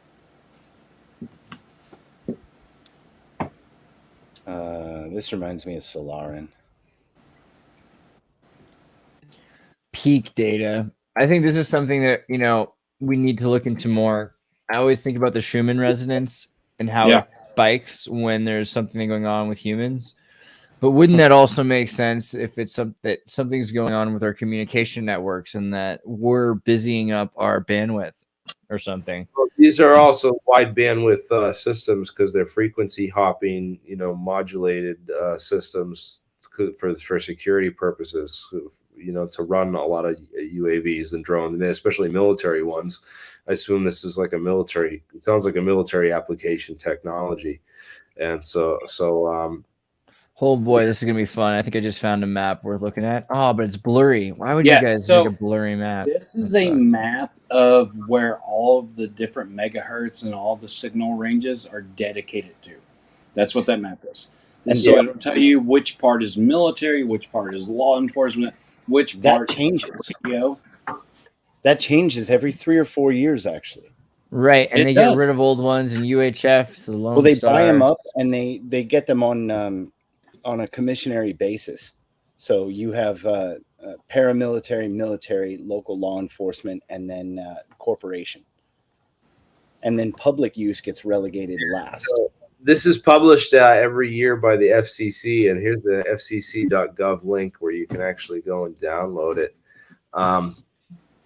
So who owns these airwaves that are selling them, and none of the people that have the airwaves above them are benefiting from it? What's the law with that? So the FCC, what's their deal? Like, what's the deal with cars and roads? At one point we all own the roads, right? And didn't they transfer the property of the roads to the Department of Motor Vehicles? So I feel like in Eisenhower's era. I feel like the FCC kind of owns the radio, but I could be wrong. Regulates communications. Who owns the radio? What is it? The FAAC? I think who really owns the airwaves? Oh no, it's just going to be a propaganda article. Avatar owns the airwaves. Basically, well, the FCC is you a got me. regulating body for this, area of space, or whatever you want to call it. So the FCC is the Federal Communications Commission. So all these communications run through the FCC, and of course, it's connected very closely with the NSA, because the NSA literally takes all those signals and they just listen in on all of them and dump it to these massive servers in Utah, where they then have teams of computer scientists and other technicians working on how to crunch that data to actually find usable intelligence out of it. So they're like, well, what should we be listening to, and what is noise? And we need to figure this out, because it's like, obviously there's a point in history when people could just have their own radio stations, and we have a term for people that do that now. They're called pirate radio stations. Yep. So clearly they're the waves. It's kind of the waves of the sea of the broadcast, and we need to figure out who thinks that they own this anarchy, or how it works, that they have control over their jurisdiction over it. That they, because they were on taking people's equipment for using it, right? Oh, yeah. So again, remember, just transmit through the ground, and you get to avoid all that through ground communications. Can't stop that. You can bury the whole damn thing underground and transmit directly I think with they the coil can. and resonator, everything under the ground. I think they can because, for example, here in Virginia, there's people that still own mineral rights. And the mineral rights are the minerals below your land. And you have to pay a lot of money to do that. And over the years, like in California, you never owned mineral rights. But over the years, you can sell the land, but you don't sell the mineral rights. The mineral rights go to the state. And that's all the coal that's up under there. That's all this stuff. So my grandmother owns many acres of land, and they're getting ready to coal mine up under it. And they'll never tell her if they coal mine up underneath her house. But she owns the mineral rights, so therefore those minerals are hers.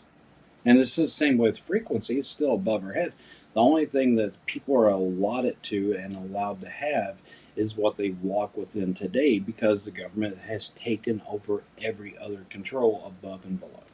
Well, if she could ever prove that conclusively there is a mine underneath her house and that it was profited only for that little area, exactly how much acreage she has going straight down, she could theoretically sue and get her value out of whatever that section of the mining was. Yes, and I have a Google Earth map that has all the mines and how much they've mined out of it, but it takes so much to be able to take a lawyer and go back and prove all this and go through court, especially in this area. My brother, I don't want to get into that, but it just takes a lot of resources to be able to do that. And people that don't have the resources are not allowed to access any of that data. Nice comment, Daniel. Mommy, should I trust strangers offering good sound advice? Well, take sound advice from anybody who will give it, whether that be sound as in coherent or sound as in acoustic or sound as in electromagnetic. Always listen to anyone talking sound. Test all things, hold fast to what is true.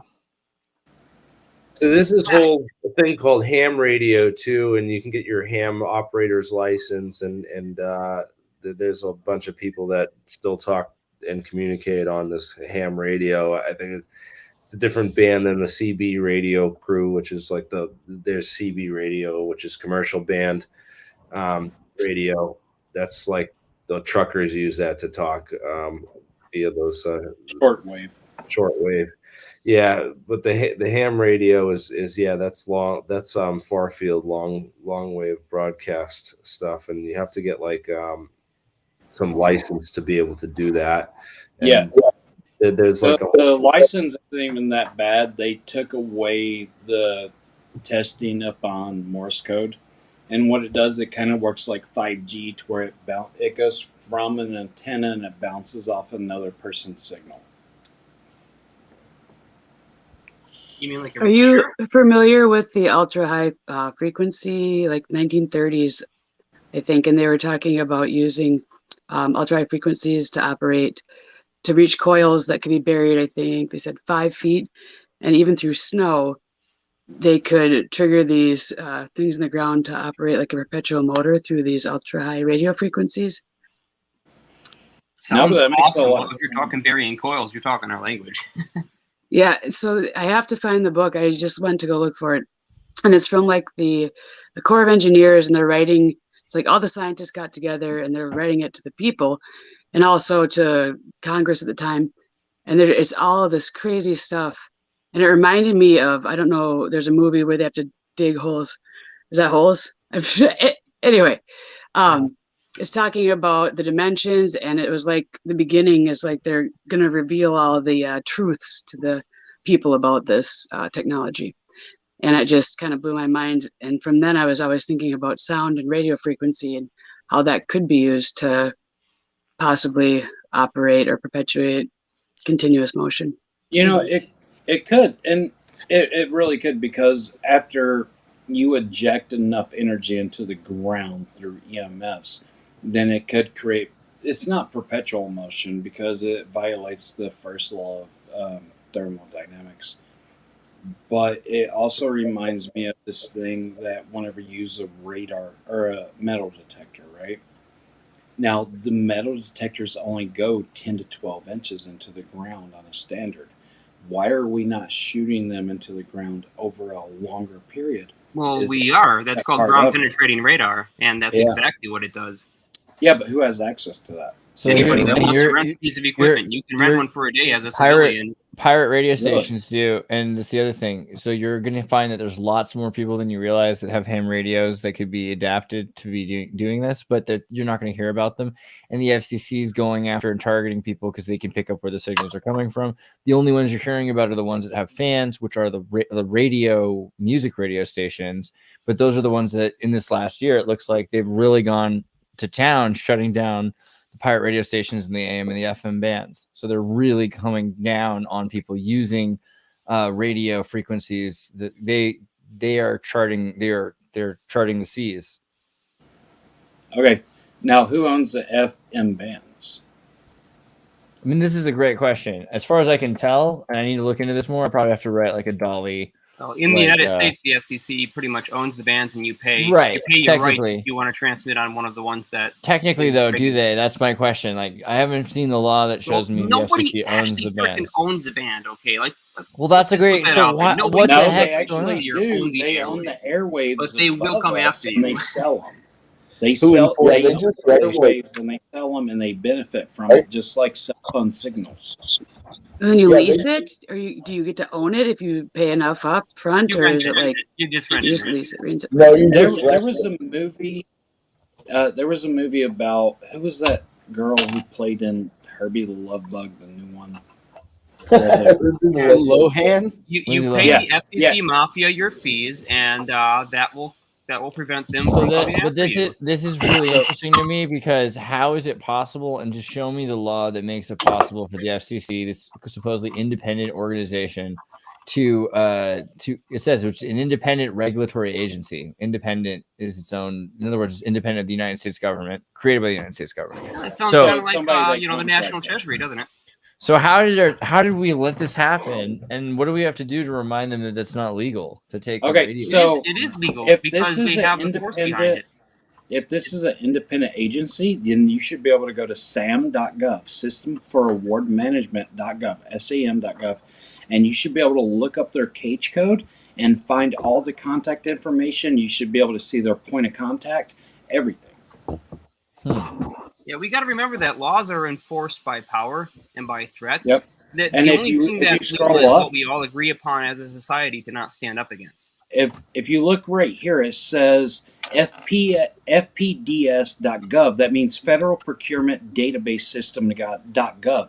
You can see every contract the government has ever issued, how much they paid the people, and what it was for. Just show me in nature anytime a lion got sued for chasing a gazelle under contract. Well, I can show you a guy that got bodied for building a hydrogen engine. Right. And I think that's a problem.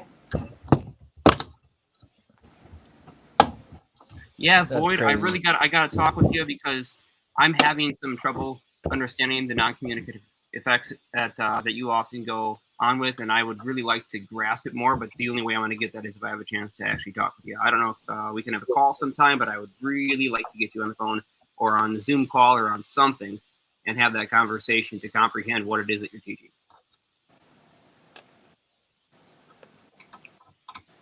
Yeah, so this UHF band that she was talking about, that's ultra high frequency. So when you're talking about energy content of electromagnetic radiation, E equals HF, which means that the energy is proportional to the frequency. So if you want to get energy out of electromagnetic radio waves, then the UHF, or the higher frequency side of the spectrum, is of course going to give you more energy. Maybe usable energy. You may be able to get something out of that. It's almost where you get to terahertz frequency. That's infrared. I was gonna make the joke because it goes UHF is ultra high frequency, then it goes super high frequency, then like extremely high frequency, then the hell frequency. No, yeah, right. No, but actually, why is infrared where they claim that they see demons? Demons are painted in red, and ultraviolet, the opposite spectrum, is apparently where auras are. But there is something to the idea. Sorry, Jeremy. They own all of it. Look at it; it's all already dedicated to somebody. Okay, THF stands for tremendously high frequency. No, I think you're right. Is that actually a thing? Yeah, it's a thing. That's hilarious. My gosh. Is it like horrendously high? Or is that the final one? Oh, you'll just die. You will never know. Stand in the sunlight, you're getting hit with THF. Yeah, that's the kind of stuff we were doing on the Sesura. High frequency, very high frequency, ultra high frequency, super high frequency, right? Is that right? Super. Super low super high frequency. WTF. And then WTF isn't really there. That's just a joke. That's nice. That's how we all feel. That's how we all should feel. Oh, that's my favorite, man. Tremendously high frequency. I've never even heard the term THF. THF is like the hell. Yeah. I was thinking frequency is this? Brett, you don't even get to say the hell. Yes. Yeah, it's not actually terahertz though. That's the thing. It is. Gets into it is. 3. Oh, it does. It does. It does It get into is. 3 terahertz. Okay, Yeah, sorry. it's terahertz. I thought it got right up to a terahertz, but I get to 3 terahertz. Yeah, That's pretty good. I think we need another one, which should be WTF, which is like what terahertz? Or just ridiculously high. Is that well, you guys remember ludicrous speed and Spaceballs, right? So we go from tremendously high frequency to let's say RHF, ridiculously high frequency to that's not real. What's after that? No, it is, and that's terahertz radiation. And Jeremy, you were about to say. Oh my god, I was joking.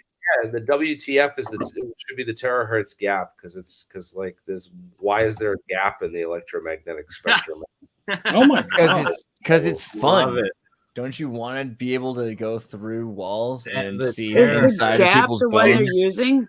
Well, can we claim this? Various terahertz, right? Like, can we claim this?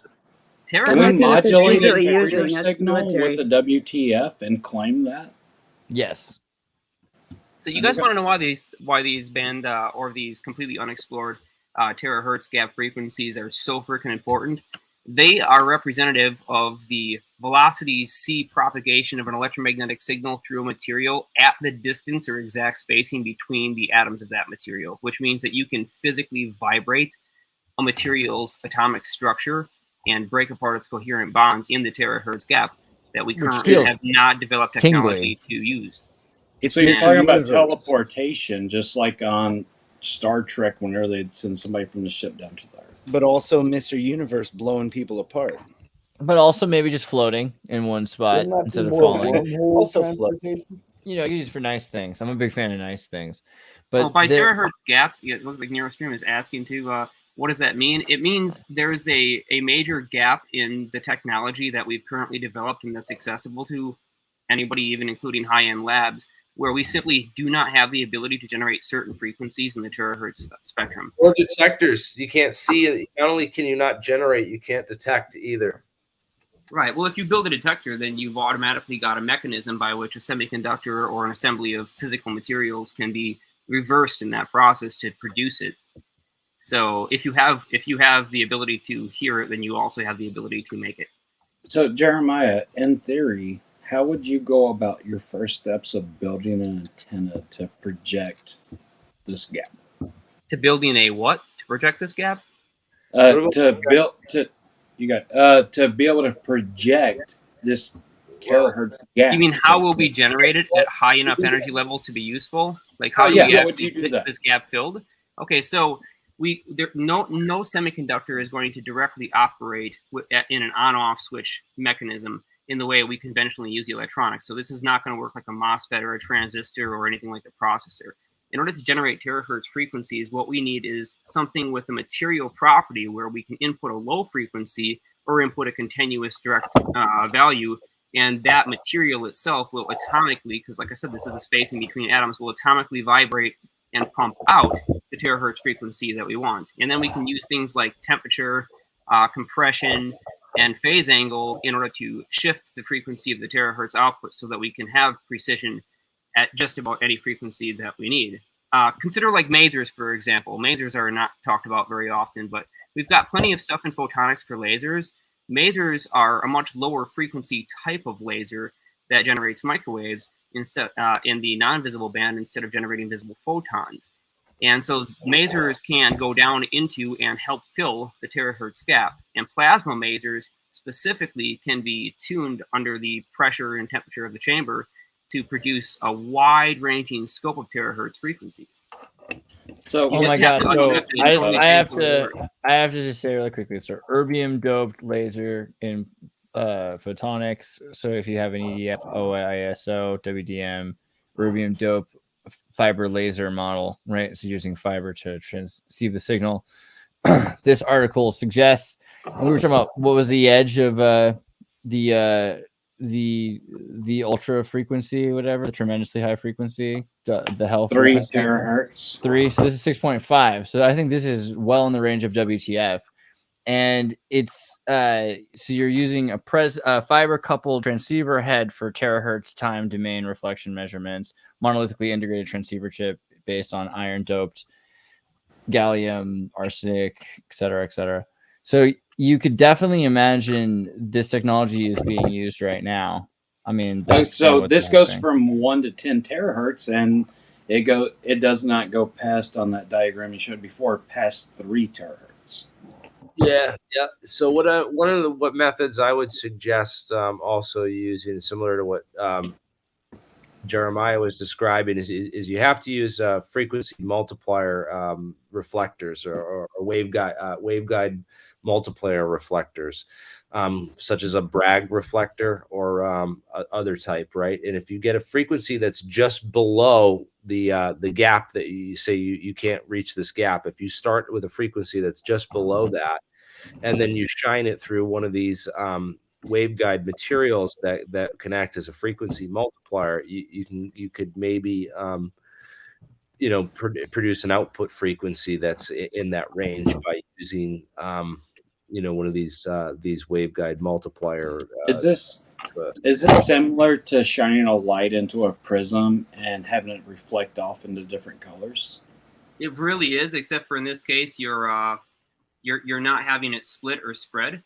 You're just simply receiving the difference in phase conjugation between the separation of the layers. You remember the Linda Moulton Howe samples and how those things were basically stacked metals and stacked oxides. These are going to be the lines doing the same thing. Colors. Yeah, this is the same. That's the same thing. Was like what was shown in that diagram is what you'd get through a stacked layers of different materials of different refractive index, and what that effectively does is it reflects it's a great to look up that Quetzalcoatl pyramid study that was done on the acoustics of the Chichen Itza. If you find it, send me the link. I'll put it up. That's just what we were talking about earlier. The step pyramids will generate a series of these phases. Is the chirp, right? So you clap at the base of this ancient pyramid, and the signal that it returns acoustically is a chirp. And there's a whole paper that was written that decodes that, that solves it, and basically, here it is. I got it. Yeah, this is the inverse principle of the creation of amphitheaters.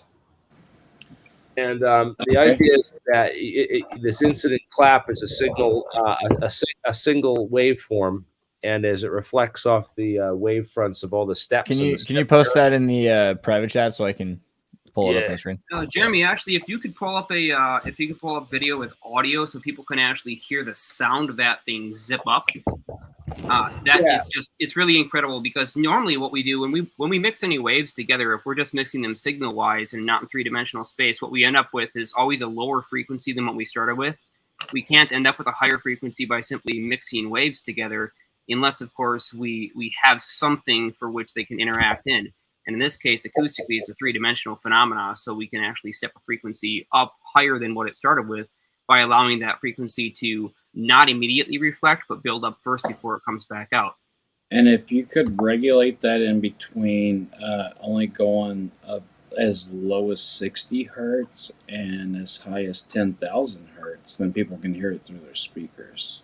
Yeah, just consider the actual wavelength of a super low frequency like that, because if you're trying to get any kind of decent Q factor, we're talking a pretty large oscillator or a pretty large wave reflection chamber, practically standing between mountains, basically. All right, we're going to listen to this. This is a simple echo. Actually, it's very simple to explain. When you clap in front of a pyramid, of a slope, the sound will go to the top. in this case, a pyramid. You know? And if it's there a cavity or a temple, like in this case, the echo will come back to you. If you clap in front of an Egyptian pyramid, nothing happens because the sound goes away. But here, the sound comes back. Why it sounds like a bird? Don't ask me that. That is amazing. And the science behind it is even wilder. Experts from different countries, experts in acoustics, have come here to study, to try to know how this is possible. They leave the country just like they. It works all four sides the same. So used to be, now only two. Yeah, the north and the west.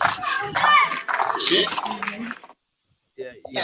Jeremy, when you connected that with a Bragg reflector, that was just genius. As soon as you connected the step pyramid and that acoustic phenomena with what we know in photonics, I just thought that was freaking awesome. If you look into that same pyramid, that was in Mexico, and they actually have the photon resonance to where on the solstice, every solstice, it has a serpent that's crawling down the stairs in the shadow. Yeah, we know. Yeah, I've seen that one before too. I just want to see thousands of people at the base of that clapping. On solstice. A big loudspeaker. That's, oh man. I totally go there with a pulse tone generator and try to tune that sucker in. Actually, there was a video on, what was it? Graham Hancock went out on tour with an expert on it, and they went inside one of, I think it was the Red Pyramid and also the Great Pyramid on the Giza Plateau. Yeah. And found toning frequencies. So what those walls will do inside the Red Pyramid, inside the Great Pyramid, there are other types of Bragg reflectors that are tilted at an angle. And if you sing one single low frequency tone in that chamber and let it reflect back, you just sing it for a couple of seconds, you'll get a much louder amplification of an entire choir singing back to you. And so they toned it out with a little speaker and a keyboard, and found exactly where it resonates at and released that data. But it was just the inside of those resonant chambers and how they work, just to be able to stand inside of one is freaking incredible because of its frequency shift and what it can do to the phase and the angle of each of those wavefronts. Someone said that this is the exact opposite of an amphitheater. Yeah, an amphitheater basically has that shape where it directs from what is in the center outwards, and in this case, it directs from whatever is on the outside back to it. So it's quite the difference of the amphitheater. They talk about the amphitheater. Sorry, Brittany, go ahead. No, go ahead. They talk about the amphitheaters for stage plays and being able to speak and whisper. And we also have horn and waveguide structures like Ochakif and other places where a ruler could speak to an entire populace without raising his voice. Right, like the Hypogeum in Malta and the underground complex there. Yeah, and you can find these waveguide structures all over the world. I think it was early 2020 when we made our first catalog of them, me and Michael, the 13th Monkey. And there's thousands. It's not just a few. So I've had the chance to do some pretty interesting stuff inside of amphitheaters, as I did quite a bit of work in when I was back when I was a DJ and a sound design engineer. I used to go inside these buildings and set up the sound systems so we could phase and balance out all the acoustics and control where we wanted cancellation, where we wanted constructive interference. And just for a couple of seconds, I would crank up the amp. Because I normally test like 1% of its max output just to figure out where all these nodes are. But I'd crank it up exactly at the right resonant frequency of the building, and the fucking ground would shake. Everything would shake. The whole building would shake. Dude, I was about to say, have you ever seen Pink Floyd in Pompeii? Like, it's the best, really. But yeah, note to self, do a noise show at the Theater of Epidaurus. I've always wanted to do that, though. That's not even a new bucket list. But look at this. All these speaker systems, Pink Floyd set up like this crazy show. And merging new sound and acoustics with the ancient engineering of the Theater of Epidaurus, man, it's just amazing what they were able to figure out and do with technology back then. Absolutely. So an amphitheater is set up mathematically. An ancient to be able to create the best sound and it's tuned to everybody. I'm really curious what a white noise would sound like inside an amphitheater. White noise is actually what we Well, then you use better figure listen out to what the Pink. frequency nodes You are. better We listen would to play Pink white Floyd. noise and tone it. And you better listen to Pink Floyd and Pompeii, because Jimmy Page just sits there on the floor. No, not Jimmy Page. I'm sorry, but guitarist from Pink Floyd. Someone remind me. Not Sid Barrett. I forget now. Somebody tell me. He's on the floor. Robert Plant. Dave And Gilmore. Is it Gilmore or Plant? I give up. Plant is Zeppelin. It's Gilmore. totally David Gilmour. And Wow. Boy's on the floor Totally without out. any shoes. He's super grounded. He's super Thanks, grounded. Chad. Oh my god, yeah. He's super grounded, and yeah, Gilmore is lying on the floor and he's got his guitar and he's just like Jimi Hendrix, like feeling the white noise reverberating from the microphone, picking up the air in the amphitheater and like making a feedback loop. And they've tuned it to 432. It's just like everything about it is amazing. Okay, can we get an overhead view of the amphitheater and look at? It's not going to be A This It's going to be dead or on G. and exactly harmonic. It's kind of like a Rife machine on a major scale, though, because a lot of that was for different types of healing, I would think, and for longevity. And possibly if there was water or fountains around it, they were doing that to vibrate the water and run it through different things too, I think is what we were finding, or what I guess we speculated. And they would have organs that were built like literally into caves, and people would just sit there, and it wasn't for, worship. Void is offering to come on the live stream. Sorry, go on. But Void is offering to come on the live that was stream. it. Can somebody get him a link? Does anybody have the ability to get him a stream? For who? Void is Yin Yang is offering to come on live and talk about if you want the non-communicative time frequency music secret, I can go on live stream. Can we get him on? What's the email? Oh yeah. Favorite subject. I'm kind of wondering, like, people that grew up in the era that had a amphitheater tuned to a certain resonance, that after they changed the amphitheater, that culture actually fell.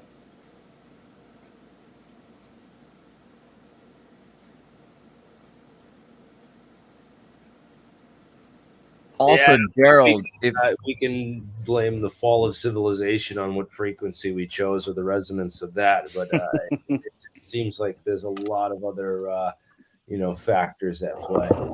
If Gerald, I forget if you wanted to share something tonight. We definitely want to see that if you have anything, but don't feel forced if you're not ready. Oh, Bernie was just asking me about that little ferrite core that I took out of an old radio and was producing voltage on. So I set up a little. It's a nothing experiment. You don't have to worry about that. But if you'd like me to show it, I can. I'd love to see it. Yeah. Which one? I'm also. I want to see this pretty man's face. Look at Nathan here. Great. Thank you. Thanks, Gerald. I'm also playing with some old vacuum tubes. That's going to be the next experiment. So that crazy mercury tube you've got is really something else. Yeah, I'm building something interesting. Let's just say. If you actually give me a minute, I have to switch cameras and set it up. So, okay. Matthew, were you gonna do a water demonstration at all still, or was that for next time?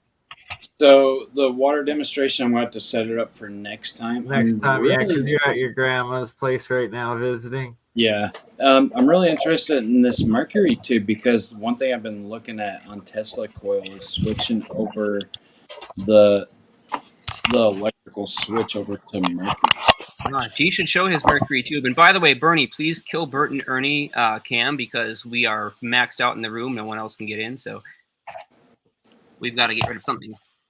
God, you guys are gonna keep. I can go too. I can just. Bye, Bert and Ernie puppet. They're gone. I can just. All right, now there's space for Void or for my other camera, depending on which one comes first.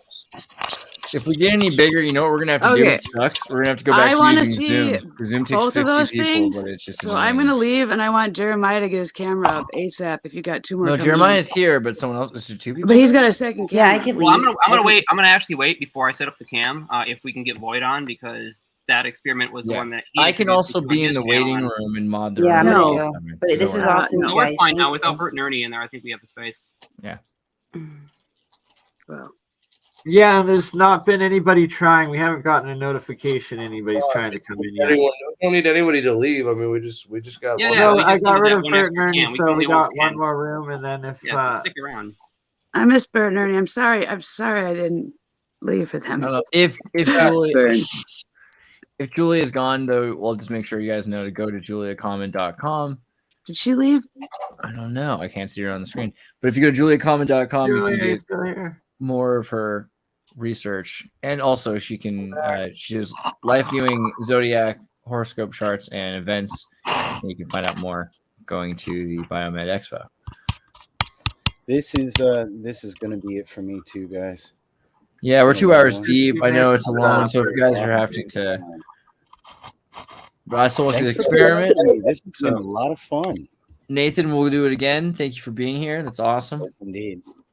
There was some people in the chat asking where Nathan can be found. It was at stolenhistory.net. Stolenhistory.net. Please also put that in the private chat if you would. Oh, certainly.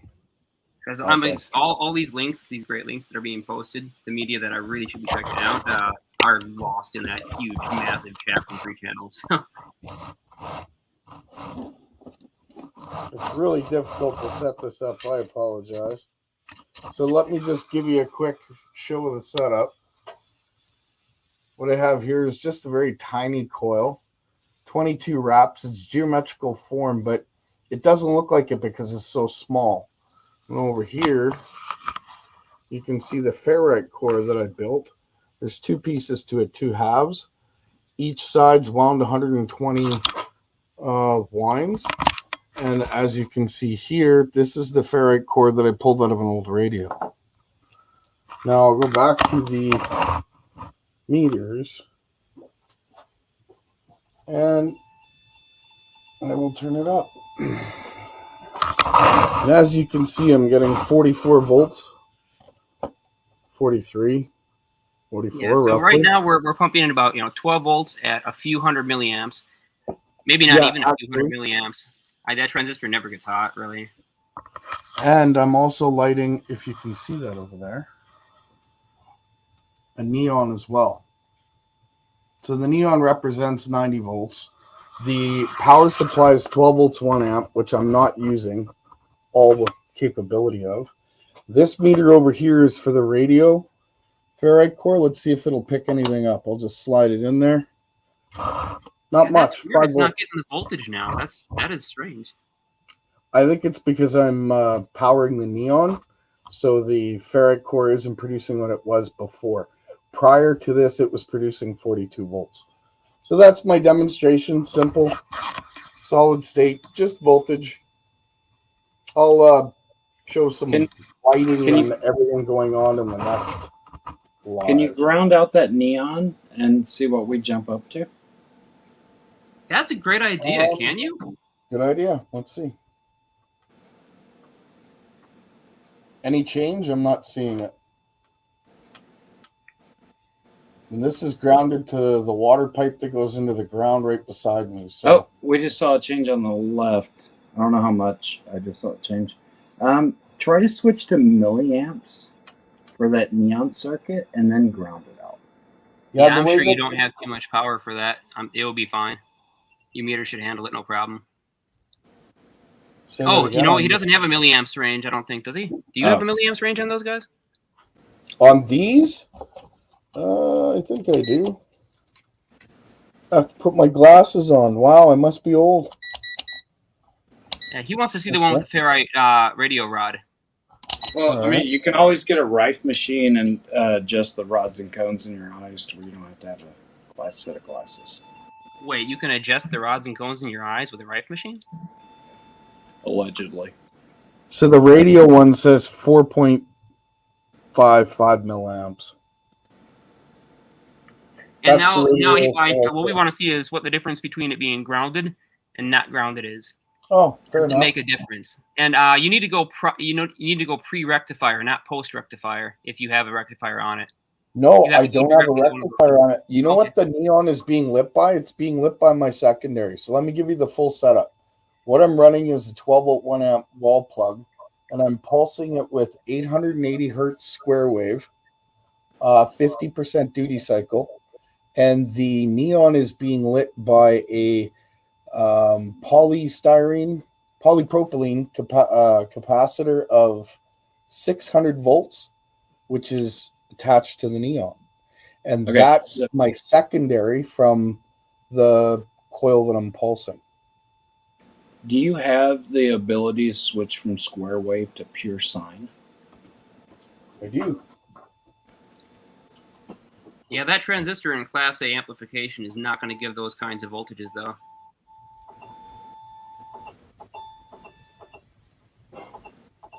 Well, maybe I don't. The transistor won't like it. Not with the way that you're setting it up right now, or the way it is set up right now. I didn't think he'd have the ability, but he's going to have a modulated sine wave. I've got to build an app yet. Sine wave now, and it's not. It's it doesn't produce what it does with square wave. Yeah, you got to keep in mind the sine wave is nice when you're talking healing frequencies, especially with your RifeTech. But when it comes down to how these coils are fundamentally operating, they build up a local flux in the space that surrounds them and in the space between the wires, and they release that flux incredibly fast, which is specifically why ultra-high-speed transistors are needed that have a really high voltage rating as well. So these are generally horizontal deflection transistors from the inside of TVs. A very small select number of MOSFETs have the low enough gate capacitance and low enough transition time to also do this. But for the most part, we're talking horizontal deflection transistors or really high-speed transistors. It's that back EMF pulse, which happens so quickly that by the time the first side of that impulse waveform has been produced and pulled out the coil, it's already been radiated into the environment. And because it's been radiated, it can't reflect back into the circuit and then oscillate. So you end up with a very non-uniform, asymmetrical, and DC biased impulse because the energy is being sent out into the environment and then captured. So you can capture this as many times as you like with as many coils as you like, and you won't see any change in the drawing power of your input because technically you're not using it on the input. You're only using that back EMF impulse. So what do you think about the possibility on this geometric coil that he has if he uses a barrier wire that's probably like 1/32 of the size? What do you mean a barrier wire? Can you explain? Oh, you're talking about an outer barrier wire, like almost like that you're actually running the pulse through that helps keep the magnetosphere a little bit more in check and no more heat going out from the magnetosphere further than what the coil is. Yeah, none of this stuff ever gets hot. It never gets hot. Yeah, it never gets hot. In fact, the transistor even gets cold, right? When you get high magnetic fields energy, it usually gets cold as opposed to hot. Yeah, when I'm running like say 3 or 4 neons and I have 3 or 4 pickup coils through the center of this, the coil itself actually gets cold. Really? It's pretty interesting, yeah. But if I'm not pulling the power out, if I'm not running loads, then the coil will warm up. But if I put my pickup coils in there, it cools it right down to the point where it's actually cold to the touch. Could you put the ferrite coil right in the center of that? You know what? This coil here is a little bit too small to do that with, unfortunately. Okay. Yeah, I was thinking that it might fit, but it's very close because I want to see the pickup whenever it's right on the like the inside diameter. Because the electricity runs on the outside of copper. I'd be surprised if this is going to generate much in that configuration, especially because technically you're I want to see it go down. 90 degrees, right? So they're not supposed to even communicate. Yeah, I want to see it go down. I want to see it go down as in opposing factors. What do you mean? It's kind of like whenever you take 2 dB plus and 2 dB negative, and it's going to equal 0 dB. So if you're right on the inside and you have the same resonance within the geometric coil versus the ferrite coil, then you're going to pick up more magnetism on the ferrite coil because you do have ferrite. Oh, I see what you mean.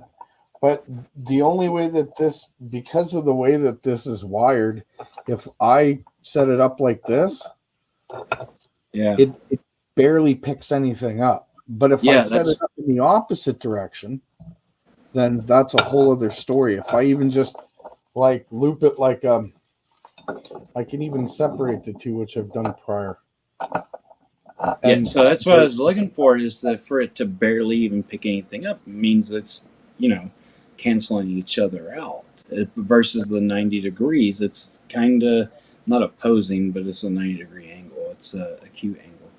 Yeah, the field just doesn't couple at that angle. Yeah. The only way that it can couple is through the refractive index and the modification of that refractive index, which is something that I've shown demonstrated with magnets in a small core, where I have a coil wrapped around the ferrite ring like that, and it's just wrapped around the edge of it, around the outside, and then I've got another coil around it, which is wrapped in the conventional way as we're seeing right now, through the center and back out the other side. And those two fields, they don't connect with each other, generally speaking. But if I take a small set of neodymium magnets and stick them to the side, I can force precess the atomic nuclei of the iron inside that material in order to re-spin the field coming from my pump coil, and then it gets picked up on that outside ring coil that otherwise it would never communicate with. And so we can use the atomic properties in the ferrite itself through the nuclear spin and through the electron cloud spin to transfer a flux from point A to point B. But here's the thing that's most important, and I bring this up just because it's an example of the phenomena happening. Space-time can do this too. And what I was looking at is the space-time, because there was a very smart individual that just showed me something recently about counterclockwise and clockwise coiling that has a pinch point in the middle. Yes, it does. And how they interact. If you know what I'm talking about. I know exactly what you're talking about. In fact, I designed coils specifically for that fact. This one is it does a different sort of thing. It's not even meant for power. This is actually meant for being somewhat of a test coil for healing. But a power coil, like my old ones, let's see if I have something around here close by. I can't wait to see the size comparison of those two coils, man. Like this one here. Yeah, this is that three-phase coil I was talking about the other day, man. Yeah, that thing's a monster. This sucker's see it action. As you can see, right? This is a lobotomy waiting to happen. I love it. Yeah, this thing's insane. But this is not my biggest coil. I actually have bigger.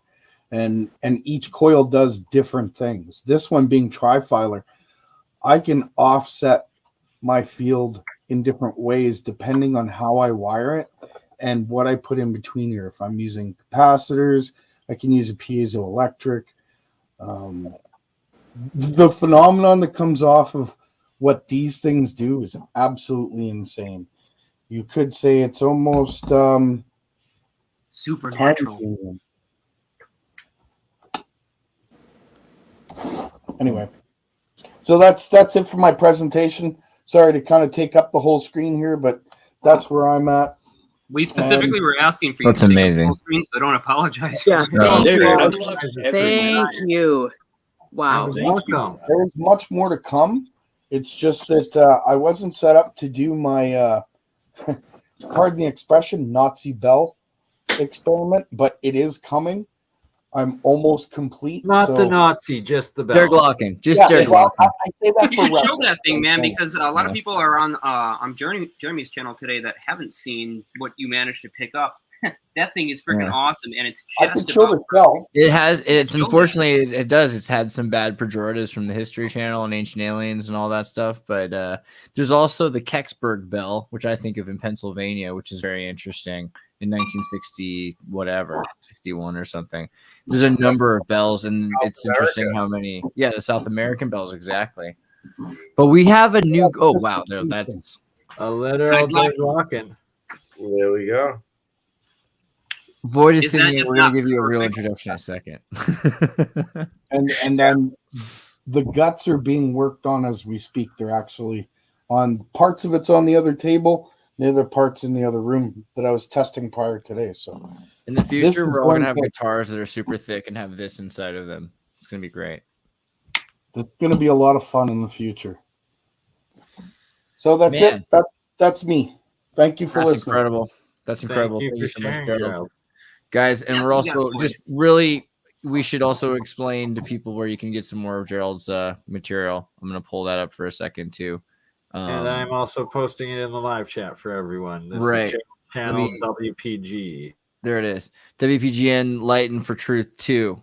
And make sure you're subscribed because he had to remake his channel and he's putting some amazing stuff up. So we want to give him a pump up and make sure that you guys are aware of his next videos as they come out. He just put out something yesterday, and you got to expect more stuff to come. But also, Voidus and Yang, welcome. How are you doing? Oh, we can't hear you. You're hyper muted. Yeah. Whenever you're muted, though, the best thing to do immediately is just imagine you're in a box, and then just try to imagine that the walls are the same size on both, because you don't want to have the bend on. You have to make sure it's like, you know. You just mind your way out of the situation. And then you want to have you have to climb over the thing. And you're just like. Well, Andreas, you do the climb on the wall. Or you just might have to go down the basement. I'm not saying I'm a classically trained mime or anything. But... No. I could That'd be crazy. Later. Wait, is he jumped? Look at him back. Look at him back. He's reloading. He's reloading. Yeah, it's true. There we go. Oh, Voidus and Yang, what's up? We gotta go in settings and change out his microphone and figure out what. Yeah, give yourself a second. Go into the settings. Go to your settings, and then in settings, we can't hear you. But you got to go to settings. This is always fun. If you go to settings and you go to audio, and you go to audio, then you can click input mic, and you change mic to what it is that you are using. I actually had to take out my Bluetooth, even though it was set on my iPad mic. And after can you hear that? Bluetooth and cut it. There he is. Yes, we can hear that. All right. I spent a few nights in a hut out in the woods with no technology at all. So it's always the way to start a show. I have a good excuse. That's awesome. Yeah, it's great. Yeah, I was literally any good adventure should begin, and yeah, I was lucky to escape. I had to escape back to civilization. So, speaking of bells, that's a good segue to the ancient Chinese tuning bells. If we think of sound in traditional Chinese culture, am I loud enough, or yeah, we can. Good. I can. Okay, because I'll adjust as time goes on. All right. So the thing is that can I talk softer? Is that all right? Yeah, sure. Go ahead. Okay. So all right. Basically, the idea of sound in China was closer to what they called qi, as energy. So the sound would transduce, and the whole idea. Oh no. We think of sound as an external measurement, right? And it turns out that Western science actually comes from music theory. Hey, there you go. Thank you. So we kind of have to relearn Western science because we don't realize it originated from music theory. And so that's why China is kind of a good way to look at a different way. For example, they didn't have their octaves lining up in the traditional music scale. And so instead what they had was what is actually the natural frequencies, which would be an infinite spiral of what they called yin and yang. And it turns out the perfect fifth is yang, and then the perfect fourth is yin. But what's not recognized in the Western scale is that the perfect fifth as a undertone, which would be I don't want to get too abstract here, but the perfect fifth as an undertone is what becomes the perfect fourth as an overtone. And so that right there, when you learn music theory, people do not learn that basic truth. And that's essentially it. So there's only one scientist who explains this secret, and he has a Fields Medal in math, which is harder to get than the Nobel Prize. It's called. His name is Alon Khan's, and he calls it 2-3 infinity. So all you have, it's a very simple concept, but essentially what it means is that the future and the past are overlapping as a non-locality, and it's almost like too simple of an idea to accept in reality. But if you look at is Jeremiah here, because he was asking me. Oh yeah. That's specifically Okay. what I talk about was non-locality and Okay, great. And how you're Okay. using it and defined by it. Well, I've been discussing. Normally, I correspond with professors, and I like to, I send them, I read their stuff, and they usually answer because that's what they're paid to do, So, okay, basically, it turns out, okay, how Alon Khan, he has a great lecture called "Music of Shapes," and he has several versions of it on YouTube, and like I said, he's the only scientist who's figured out this secret of music. And so that's why I want to keep on repeating his name. It's Alain, or I'm sorry, Alain is his first name. And then Connes is his last name. And so if you type in his name and then Music of Shapes, you'll get his lecture. And the best example, Sorry, spell his name again. It's Alain for Alon, and then Connes is his last name. And then type Music of Shapes is the name of the lecture. And yeah, and so he has several versions of that lecture on YouTube, but the best one is in French because that's his native language, right? And then there's a translator. Yeah, that's the one in French. Okay, at any rate, now if you watch this, it's hard to understand the music directly because he's talking about non-commutative geometry, which is why you got the Fields medal. Non-commutative geometry happens to be a unified field theory, so it's his argument to unify relativity in quantum physics. But he says the simplest example of it is in music theory. Now, again, he's the only one that I could find who discovered the secret of music. That I started out training in music in Minneapolis from a young age. And so I took adult music theory when I was like 15 or something. And I noticed this logical error. And then basically in Western music, 2/3 is not allowed as the perfect fifth. And it sounds super simple. And I was studying with a university professor at the time and taking private training. And he just said, well, it's logarithms, Western music, it's based on logarithms. But then I found a book by Sir James Jeans on the science of music, and he explains, no, actually the truth of music is this infinite spiral, and that's the actual Pythagorean tuning.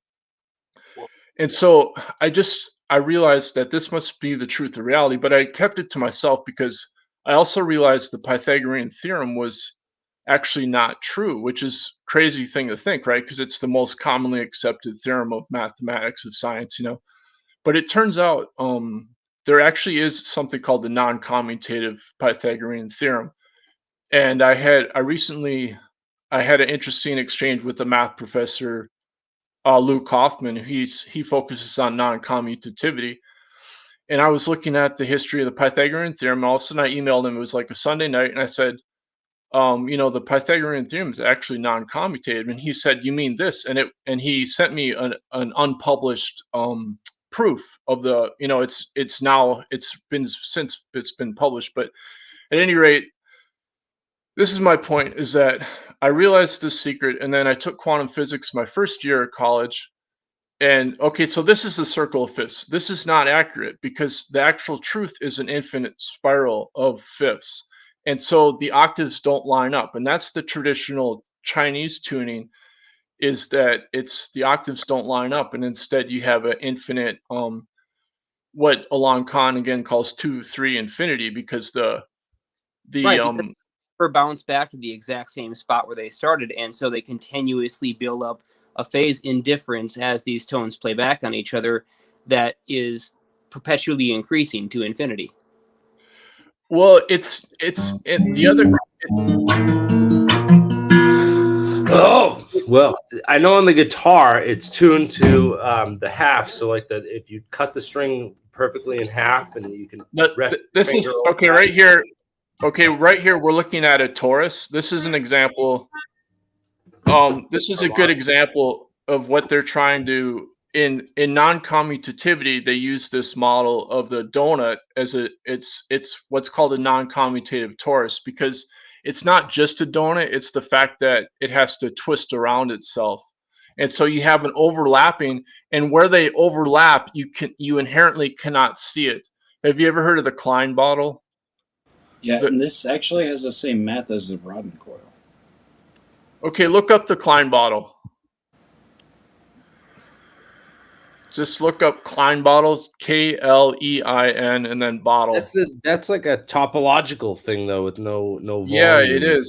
But it's also right, Jeremy. Thank you. It's two Mobius strips put together, and so the whole point is you inherently cannot see the interior unless it's invisible, right? But you can't see where they overlap because this is a 4-dimensional structure in 3-dimensional space. This is what I'm trying to get at, is that you inherently cannot see the source of sound. And see, our whole Western science is based on external measurements. And so we have to get around that concept in order to, and what I realize is that if this simple concept was true, then you could inherently resonate energy, infinitely based on listening. And so then I discovered that I discovered that there's this training called Qigong. I don't know if people heard of Qigong, but it means a little bit. Okay. So basically I saw a sign. Okay, well, first of all, let's just Jack Sarfati. Okay, I want to keep this relevant, right? He mentions this author Michael Grosso. He did a post recently there, Michael Grosso. He's written a couple books on Saint Joseph of Cupertino. Now, one of his books is called The Man Who Could Fly, and this book is the actual translation of the Italian biography of Saint Joseph. So Saint Joseph de Cupertino was the best documented person who could levitate. I mean, there was like reams and reams of documentation by people who wanted their worst to disprove that. There's like a movie about it, right? No, there's not a movie. Not that I know of. I mean, I don't know.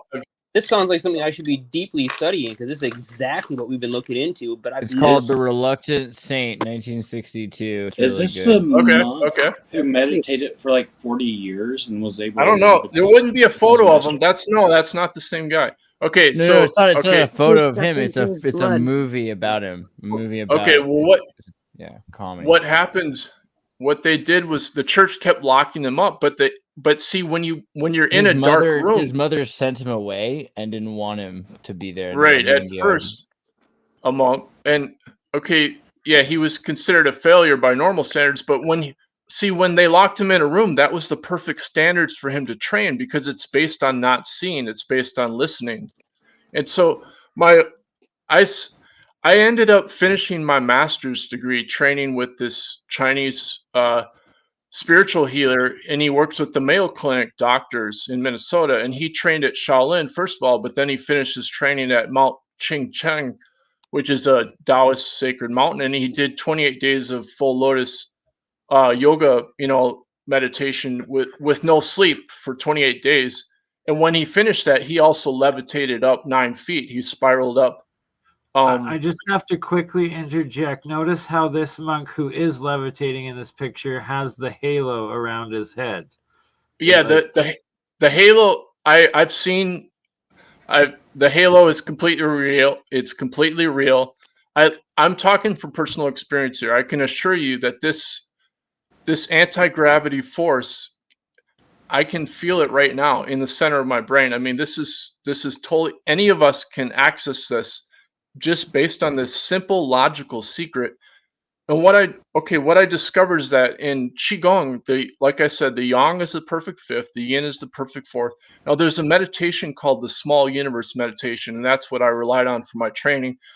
There's a book called Taoist Yoga, Alchemy and Immortality, and it's a free book. It's all based on the secrets of the 12 musical notes around the body. So in other words, what you're doing is you're listening to this musical scale as an infinite spiral of the 12 notes, because the 12 notes are built from the perfect fifth. You know, like you learn that as a circle of fifths, but it's actually an infinite spiral of fifths. And so when all you have to do is close your eyes and you can like the practice I did was a CD that the class I took, he made a CD, and so that's what I used to practice with. And so he goes through the 12 spots along the body, and then you just listen as the sound moves to each spot. You listen to it, and then you visualize light for each spot, and then you keep rotating around. And as you do so, you're increasing the frequency of light inside your body. Do you mind if I ask, you're correlating toroidal field with 12 points, and you're talking about the spiraling within, and also talking about the Klein bottle. If you look up the Rodden coil, isn't this the math that he based all of this off of? Because it's a 12 point, and it's toroidal, and it has like the fourth and the fifth harmonics. Just let me just finish my talk here, okay? Just let me focus on what I need to talk about. All right, I'm not done yet. Get it all out, and then we'll go on to the other aspects of it. Let's all be chill. Yeah. Okay. Let me get to basic. We're talking about what's called mathematical ontology. Okay. If you look up Professor Tim Maudlin, he's on Science Channels. He will talk about what's called mathematical ontology. Okay, we're talking about the meaning of the difference between discrete number and continuous number. So what happened is Philolaus, and this is before Socrates, the origin of Western music theory is also the origin of the irrational number in mathematics, the square root of 2. So the major second music interval was originally 9/8, and that was cubed to be the tritone. The first approximation of the tritone was actually the square root of 2. And you can find this in Peter Pesick's book called Music in the Making of Modern Science. And he's a professor at St. John's University. Okay, so if you cube 9/8, this is Platonic philosophy, and he secretly got it from Archytas. Okay, Archytas learned it from Philolaus. Now, what Philolaus did was he flipped his lyre around, and by flipping his lyre around, he changed the root tonic. Because if you really train in music theory, it's all based on the root tonic. In other words, what's the source of the one? Because of the source of the one tells you what the octave is, what the perfect fifth is in relation to the one. It turns out that the perfect fourth can never be a natural overtone of the root tonic. That the ratio 4/3, because the 3 has a different denominator than the root tonic of the 1, because the natural overtones, they have to maintain the same root tonic. In other words, they have to be a 1 or an octave harmonic in the denominator. Okay, so if you have 4/3, the only way to get 4/3 as a perfect fourth in music tuning is to achieve it from 2/3, which is the perfect fifth, as an undertone. But you're not allowed to use 2/3 as the perfect fifth, because Archytas created the first logarithmic equation in Western mathematics, which is the perfect fifth plus the perfect fourth equals the octave. Now, how many people? How do we spell Archytas? Archyts. Or no, TYS, sorry. Archytys. How many people have learned this in basic music theory? The perfect fifth plus the perfect fourth equals the octave. Anybody with me on that? Okay. Yep, heard that here, and I have a lifetime of playing with it. Yeah, so you can go as high tech as you want, but the thing is you have to really study the logic. You have to really study the logic of what this stuff means. Like, in other words, that was the very first logarithmic equation, but it was based on the wrong music theory. Now, from that first equation, the perfect fifth plus the perfect fourth equals the octave. That's where they got the square root of 2 originally. And if that was documented by math professor Luigi Borzicchini, and I've corresponded with him starting in 2001 after my master's degree. So, for example, the major third as 5/4 was the first approximation of the cube root of 2. And the cube root of 2 is what launched modern science, because you have three-dimensional geometry. But the thing is that it's that whole concept of irrational magnitude assumes a symmetric conversion of time into space, when in fact, time is actually asymmetric to frequency. It's inherently an eternal motion. That's what non-commutative is, because commutative means an inherent symmetry to the mathematics. So it's like it's abstract. There it is. That's what I wanted. That really gets right down to the core of what I wanted to understand from you. Okay, so this is why Alon Khan calls it 2-3 infinity. Now how many people have heard of the Pythagorean comma? Basically, what that is that you create the 12 notes of the scale from the perfect fifth, right? But what happens is as you build up the perfect fifths, when you get to 7 octaves, the 12 fifths go slightly beyond the octave. So when you divide the octaves, the perfect fifths back into the same octave scale, they don't line up with the octave for the basic reason that 3 doesn't go into 2. They'll never line up. So what everybody assumes in the West, it's like, okay, no big deal. You just slightly change the tuning, and then you get equal temper tuning, and you can have harmony, and that's much better. But guess what? You just lied. You've just lied about the truth of reality. Now if you want to lie, fine, go ahead and lie. But you have just destroyed the foundation of reality. Now look at every culture on the planet. Every human culture has music. They all use the octave, the perfect fifth, and the perfect fourth.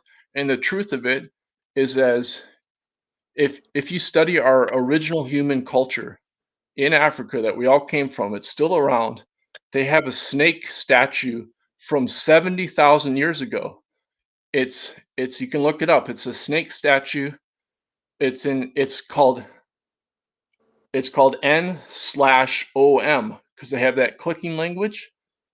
It's in South Africa, and this is their energy, the nom energy. It's the same thing as chi. Every male in that culture is required to do this musical spiritual energy training, and that used to be the core focus of our whole original culture.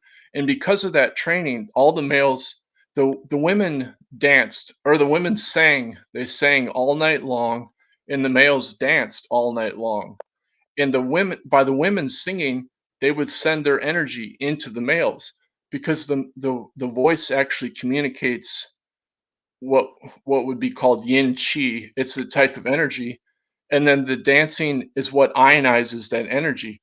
And so essentially you're transducing again the sound into a higher frequency. And so in terms of what I did for the past 20 years is I converted that all into modern science. So essentially, like if you look at Stuart Hameroff and Roger Penrose, what they've discovered is that ultrasound is the quantum coherence of the microtubules in the neurons, and those are metamaterials. And the tubulin inside the microtubules resonates at the terahertz, which is the blue lights. We already have that blue light, and that's what is the quantum non-locality that Roger Penrose calls proto-consciousness. It's already in our neurons. So all we have to do is meditate, and we'll see this blue light already. And then when we see that blue light, we're absorbing virtual photons from the future. Now, according to relativistic science, virtual photons are just a mathematical abstraction. What a bunch of BS. What about what? I said, what a bunch of BS coming from that. This whole idea of virtual fields and virtual particles is entirely impractical and bunk. Okay, what I'm trying to say is there's already been experiments that have proven that they can absorb virtual photons and then turn it into increased photon energy. In other words, all virtual photons is a time reversed negative frequency energy. And this is what Louis de Broglie first discovered when he was critiquing relativity from quantum physics, because what he discovered, he got the Nobel Prize, right? But he said himself his greatest discovery was what he called the law of phase harmony, because as a particle goes towards the speed of light, based on quantum physics, the frequency goes up because the frequency is directly proportional to the momentum. But due to relativity, the time also goes up, so the wavelength gets bigger. But all the way back to Pythagoras, based on music theory, frequency is inverse to time. Therefore, logically, for both relativity and quantum physics to be true, there has to be a time reversed negative frequency from the future that is guiding matter all the time. And he called this the law of phase harmony. And it's not taught in physics class, even though he said that's his greatest discovery. And the reason it's not taught is because it's also non-commutative, which means the only way it can exist is if there's not a symmetric rest frame in which you can measure something assuming a symmetric time invariance as a spatial measurement. Okay. So, and go ahead, sorry. So in other words, this is very easy to do. Like anybody can practice this as meditation, and you can immediately increase your energy. You'll feel like if you study Wim Hof, like the Wim Hof breathing, right? That's essentially a type of way of increasing the frequency in your body. That's a foundation. That's one foundation for it. But what you're doing through meditation, you're synchronizing your visualization with your breathing. But what you're really doing is you're listening to the source of your thoughts. And the thoughts originally are actually light. It's actually biophotons internally. I mean, science has proven we actually emit biophotons. And what Roger Penrose calls it negative resonance, because what's happening is that the quantum Schumann resonance is actually the negative frequency. It's like, like the slow backwards wobble of planet Earth, it's, the planet spins, but it has a slow backwards wobble. 26,000 year cycle. Exactly. Right. So the precession is in the opposite direction of the rotation. Exactly. That's why it's non-commutative. See, that's what makes it non-commutative. Just like 2/3 and 3/2 are non-commutative to the one. Yeah. In other words, screen, I'm actually demonstrating what that phase coherence looks like on my screen right now, just using a signal generator, a scope, and the math function on that scope to show the phase coherence between those two. So we're looking at different waveforms that are superimposed on each other. One of these is coming in at exactly 1 kilohertz, and there we'll turn them both to 1 kilohertz. And now I'm going to just change this by 0.1 hertz.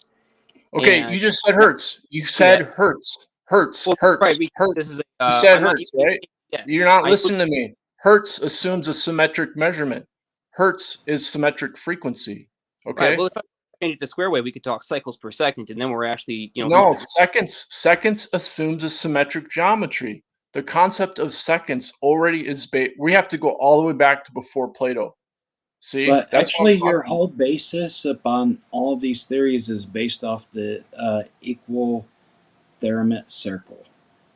I get what you're saying, because time. Can I just say something here? Okay, I posted in the chat. There's a guy named Pierre Desmarais. He got a research grant at University of Arizona. He calls it 5 bits. It's the exact same concept. He's using it for room temperature, superconducting, quantum computing. It's the same exact concept. He has the non-commutative phase of the two frequencies, and he uses that to create a superposition, and he says there's no need to collapse any quantum wavelength. He can have a classical approximation using acoustic phonons, and he does use ultrasound. And so look at his research. I posted the link in the chat. You can go to the chat wherever it was and look up Pierre Desmarais, Deymer. He's got if you put it in the private chat, I can share it on the screen. Yeah, too. or you can I don't think anybody's disagreeing with you. I think it's just. I'm just saying, look up Pierre Desmarais. Look up Pierre Desmarais, and he's got all the graphs and all the high tech stuff you want. He's got all that stuff with the phase and the frequencies, and you can look at it, and he's got the same concept. So all you have to do is type in Pierre, and then the last name is Deymer, and you look that up, and he's got a book. He's got a book on it. He calls it 5 bits, and he says this is the secret of quantum computing. My own quantum physics professor, he uses the same non-commutative concept for the quantum teleportation NASA satellite system that he's set up. He's having it tested by NASA right now. Like China already has a quantum teleportation system, but he's saying that the non-commutative one cannot be hacked. It cannot be hacked because it's non-commutative, and he uses that same model. It's the torus. It's not just a torus though, because you have to overlap the what they call the SU2. It's a double. It's what's called a it's called a two sphere. It's like you have a block sphere, but it's actually a two sphere because in quantum physics you have a Heisenberg uncertainty principle. Non-commutativity is before the uncertainty principle. The Heisenberg uncertainty principle originates from time frequency uncertainty.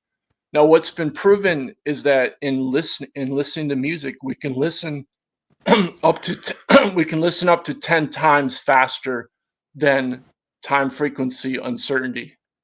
Okay, we can listen. Our process of quantum biology is more complex than physics. You can talk to Nobel physicist Brian Josephson about this. You know, he created the Josephson effect that you can't have MRI machines without a Josephson superconductor, you know, Josephson junction superconductor. His whole emphasis right now is that biology is more complex. Roger Penrose says the same thing. So does the collaborator of David Bohm. Basil J. Hiley's professor says that quantum physics is not mechanics. It's actually an organic process of consciousness. It's what they call proto-consciousness. In other words, the universe is inherently alive. It has sentience at the fundamental level. That's what proto-consciousness it is. It's not thinking. It's like inherent active information from the future that's secretly guiding us all the time. Yeah, and I wasn't trying to sound like I was disagreeing with you on that. I understand what you mean with the problem of time, the problem of the SI unit second, because it does assume a symmetrical geometry, and that was a consensus by the scientific community because they kept on getting different measurements for the speed of light, and it was really screwing things up, and ultimately we needed some kind of standard. So instead of accepting that the dynamics of space and time itself are actually all based on variables that can be modified with electric, magnetic, and other types of fields, instead, they just decided to pick one solid number and adjust everything to it. And so we get gauge theory and gauge factors where we just assume. Okay, can I just say something? Okay, Alon Khan's, he makes this point in his talk on music of shapes. If you listen to that talk, he talks about the standards, and it used to be that the wavelength was the standard, you know, but that got changed to frequency, you know. So in other words, time and frequency are now the origin. You know, like time is no longer a spatial measurement. It's inherently a frequency measurement. Now, his big point is that Heisenberg discovered that the origin of the absorption spectrum is actually non-commutative frequency of light. Now, see, my whole point is like Alon Khan's, he says the simplest example is music theory, the truth of music theory.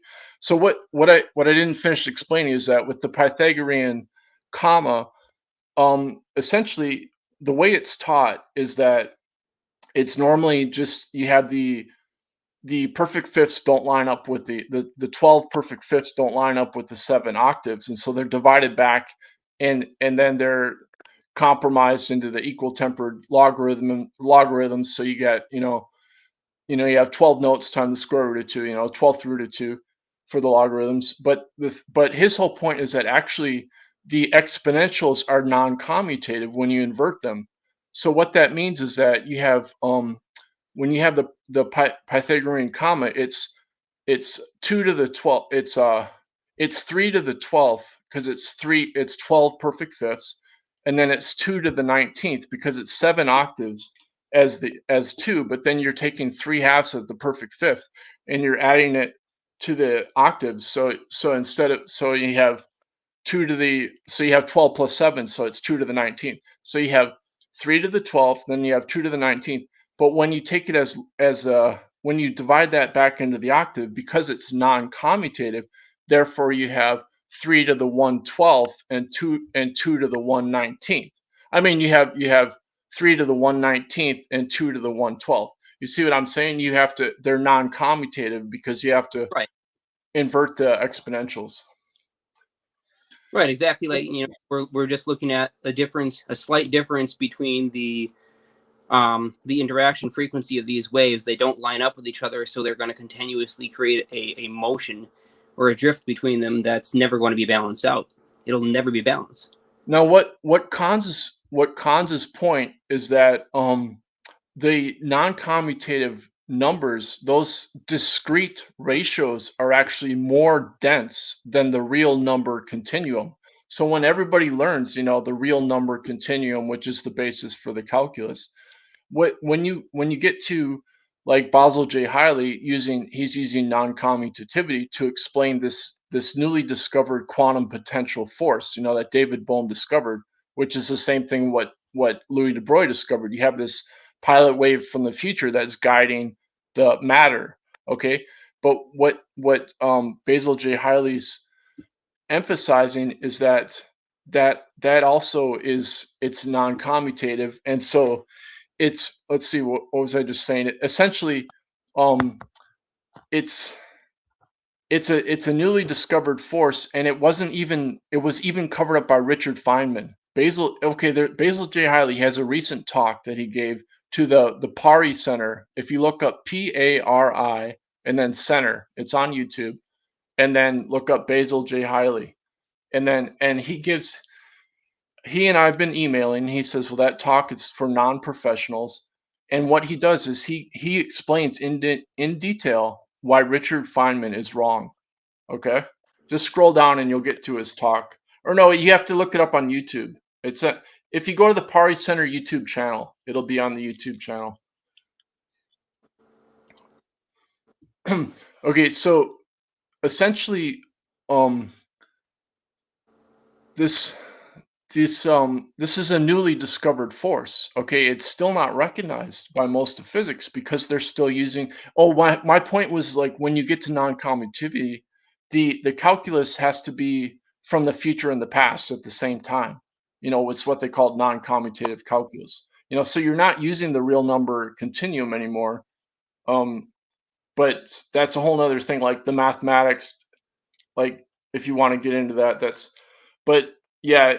This his talk? I can't. It's the screens. Yeah, that's the talk. So if you watch that whole talk, okay. So So now Jack Sarfati, he's trying to claim that he literally was trying to claim that Saint Joseph de Cupertino was a ET alien from the future. No, well, you could say technically he is from the future because you have to time travel in order to have any of these abilities. It's inherently precognitive. In other words, the original source of all these other spiritual, you know, like levitation or anti-gravity, originates from precognition. Yeah. Speaking of gravity and strange phenomena, let me pull this up on screen one more time for you. So let me activate my camera. And when you found this, and I don't know how you ended up finding it in this paper, but you found this fantastic demo experiment. And boy, what a fascinating one it was. So I showed this on BurnEye's channel now, AlienScientist. Audience gets to see it too. So it is extremely simple. I've got a line drawn on each of these magnets. And what's going to happen is right now they're attracted pole to pole, so north to south or south to north. And if I give any kind of rotation to these test tubes, we're going to see that they roll up, but they always move up. Now, here's the thing. Hey, that's awesome, man. I don't actually nice have going, Jeremiah. All I got to do is wiggle this back and forth. They don't even have to roll around in order to always move up. So I'm going to get them pretty close to the tube top so that we can actually see this a little bit better. Hey, that's really cool. I can't believe you replicated that. Oh, as soon as I seen that video, I'm like, I have to do this. I have to do this. So I ordered the magnets that night. And so if I place this sideways, and I rotate the tubes, we're noticing that the magnets aren't rolling, the lines aren't moving, and they're staying in place. If I even give this the slightest tilt, then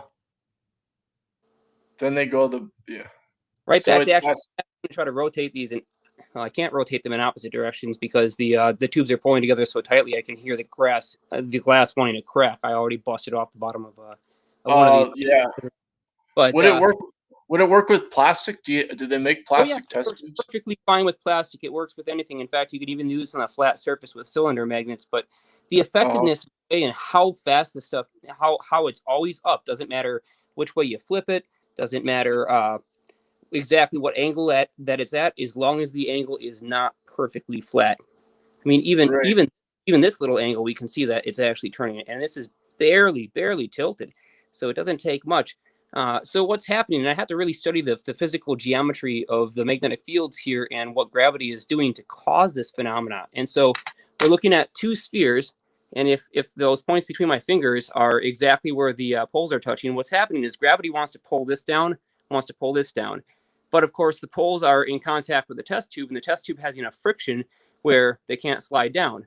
But gravity is still pulling on them, and the back of those spherical magnets are not in contact, so they're actually getting tilted at an angle like this.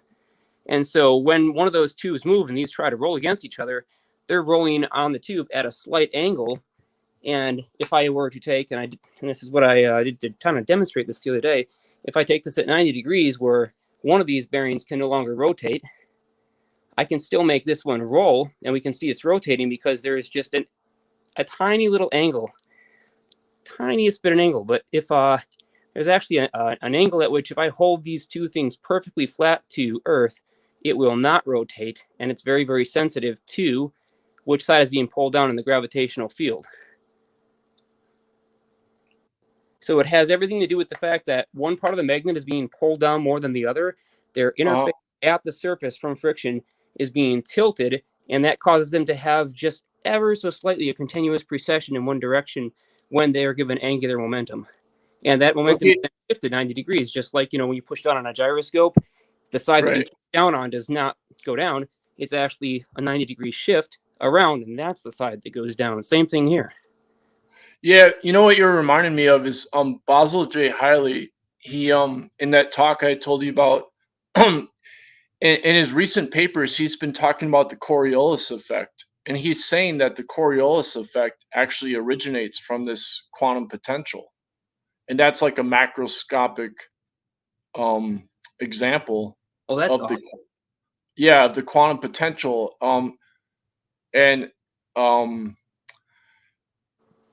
Basically, the Richard Feynman diagrams that they're so famous. He says that there's actually an extra twist in those diagrams, and that's what the quantum potential is. But it, you have to put an extra twist in those diagrams in order to understand the quantum potential.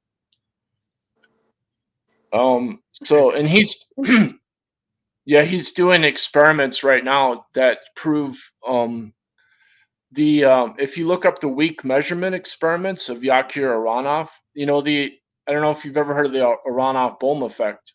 Essentially, yeah, absolutely. I understand completely why that happens, and also why they had so much confusion on getting it wrong at first. It's because the electron drift velocity through the wire produces another type of field that's not at all in the Maxwellian mathematics, and it's nowhere beside Gibbs' adaptation of those mathematics.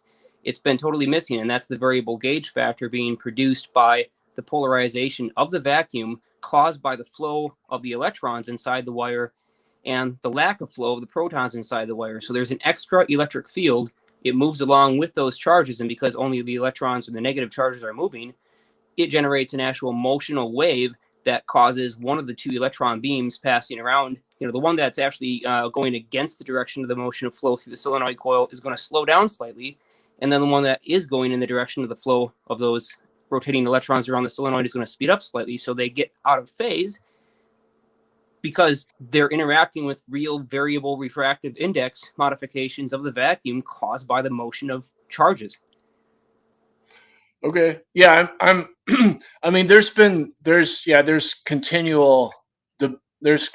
discussion and debate about the Aronoff-Bohm effect, but I think Basil Hiley, I mean, he understands it because, I mean, he worked closely. He co-authored books with David Bohm. He was David Bohm's, collaborator. Let me get some water. But there's another thing is the neutron spin experiments. But this is what my professor, he first proposed this experiment in 1967, and essentially because the neutron doesn't have any charge or magnetic, I guess you would call it charge, right, or field, or current. I don't, but it's Right. it's neutral. It's and so so you can actually visualize the spin using the Stern-Gerlach. Well, no, what they do is they split the neutron using interference. So it's entangled. It's one neutron entangled with itself. But what they proved is that the spin is inherently non-local.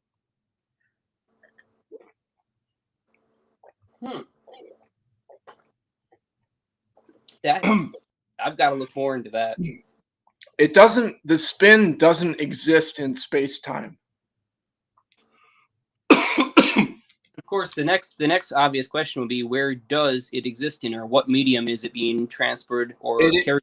See, this is Lee. Okay, Lee Small, and he took his first quantum physics class from the same professor I had, Herbert J. Bernstein at Hampshire College, and actually Jack Sarfati was at San Diego with Herbert Bernstein. Jack and I had a bunch of emails together recently when I told him about how I had been a student of Herb Bernstein. Anyway, so what was I talking about? The neutron spin. What was I talking about? At any rate, you're talking about non-commutative or non-communicative nature of the neutron's magnetic moment, and how it can be quantum locked with itself or with its own field.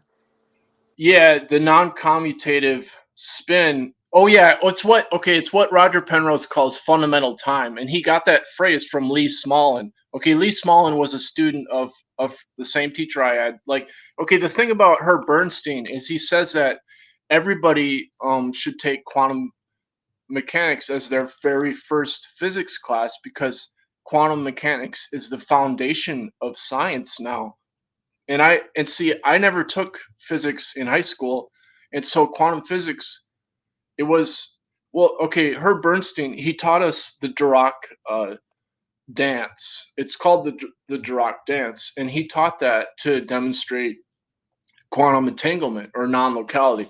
And you can see this. There's videos on it on YouTube, but essentially you just imagine you have a wine glass in your hand, and then you have to keep the glass upright, see? And then you have to spin your hand around like that, and then come back up like that. Now that is non-commutativity right there.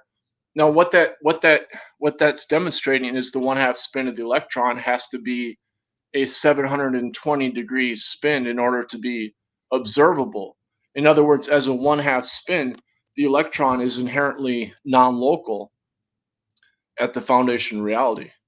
But in order for science to observe the electron, it has to assume reality. It has to do this 720 degree spin back into itself. That's the fifth dimension that inherently cannot be seen. And so that exists everywhere.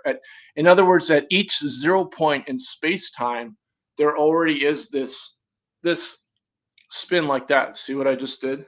Like that, I'm taking its act right there. The physical. And what that is time. That's actually pure time. It's the future and the past overlapping as fundamental time.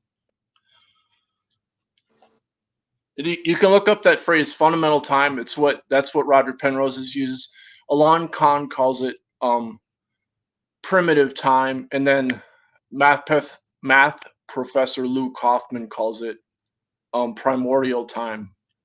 And so, see, the whole point of Lee Smolin, he's written several books on this, is that in physics, time is assumed to be not only a external measurement, but a symmetrical spatial measurement. That's what they call time invariance. Yeah, it cannot be. There's just no way that physics does not work if time is truly symmetrical. It only works in the very low application sense of, yeah, you can hook a battery to a coil, but you talk particle accelerator physics and all of a sudden all these strange phenomena start coming into play. And anytime we were talking high velocity or relativistic velocity particles or field interactions that can be phase shifted or become coherent with each other, basically build up on each other, now time suddenly becomes a variable, but that makes the mathematics incredibly difficult, involves differential equations, and physicists freaking hate it. So it's been all but wiped out of our language. And what Basil J. Hiley's big point is that when Richard Feynman introduced renormalization, what he was doing was covering up this non-commutative, non-local quantum potential force. Absolutely. And that's the anti-gravity force. And so if you just go to that Basil J. Hiley, that the Pierre Damer guy, he's using that to create quantum computing, superconducting room temperature quantum computing. He's using the exact same concept of non-commutative frequency as a non-local resonance for, you can study if you want all the technical stuff, but I just do it as quantum. Practical application and real physical implementation of these concepts is really where I want to focus, because it can't literally work if physics as it stands today in the mainstream is correct. These things are impossible, but yet we can see them, observe them, use them, and we are using them right now. So obviously something's wrong, and it needs to be fixed. That's why I study science, but like Roger Penrose's point is that calculations are not consciousness. And so, in other words, this whole fixation with artificial intelligence and that's all inherent to the mathematics ever since Plato. In fact, Luigi Borzicchini, he wrote a book called Plato's Computer, because literally from the very first origin of irrational magnitude mathematics, because of that logical error, you can predict the development of the technology. I mean, it started with catapults. I mean, it really started with chariot wheels, and then catapults, and then cannons, but essentially you can practically predict, artificial intelligence just from the wrong mathematics. It just keeps escalating through the logarithmic dimensions. And there's another term for this called the music logarithmic spiral. And this is what I just finished a book on this about a mind control scientist, Andrija Puharich. And there's going to be a Netflix documentary about Andrija Puharich this spring. And they might be citing my research because I looked up in the archives. He corresponded with this professor who was working with the UN think tank that was set up with all these high-level physicists. And they were basically, they're trying to create this applied physics model. Einstein was a big supporter of it. The Institute of Advanced Study at Princeton, and they're trying to create a unified field theory, but it's all based on this, what they call the music logarithmic spiral.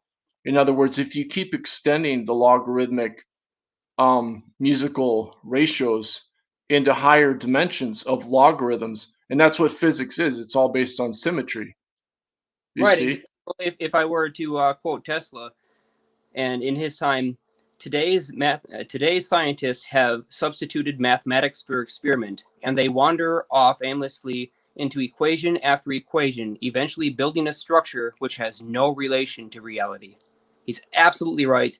They've gotten so lost in the dogmatism of their own symmetrical equations that they have completely forgotten about the real physics and the fact that a physical universe exists that doesn't obey what's on their papers. And so I know it gets more complicated when we start to consider that everything in the universe, including the speed of light, is a variable, but we have to if we want to ever move forward, because we've had the same tech for like 100 years. We're not moving forward. The stuff is out there. It's being used and tested, but in extremely isolated events by universities and by accelerator labs, and it's never actually made its way into any kind of practical application. But using this tech, we can ground pump electrons extract extra energy, convert Brownian motion directly against what Lord Kelvin said, which is it's impossible to ever utilize or rectify Brownian motion. We know that that's definitely not true. We could even access things like, large-scale Casimir effect type forces using nano rectennas.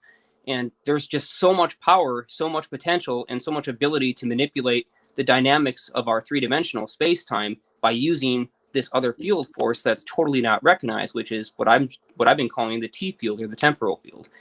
And it's something that grows out of the interaction between two waves that aren't perfectly matched up with each other, but can still build upon each other.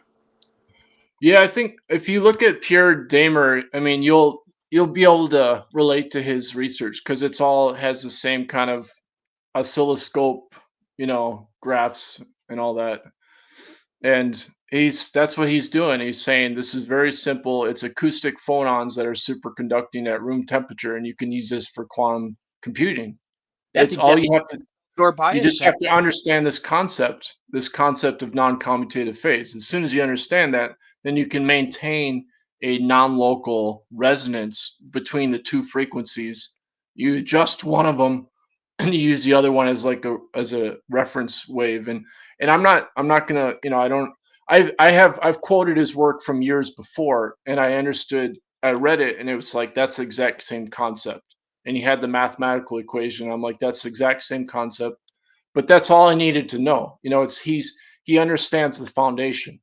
So what he does with that's now for me, if you go back to this quote you made about Tesla and the experiment and getting the science versus the experiment, it goes all the way back to Plato, because Plato argued that the Platonic realm was based on this inherent symmetric two-ness that existed before number, and his argument was based on the human body. And he said, look, it's self-evident that our two eyes are symmetric, our two hands are symmetric, our two legs are symmetric. But if you look at Taoist alchemy, they'll say the exact opposite.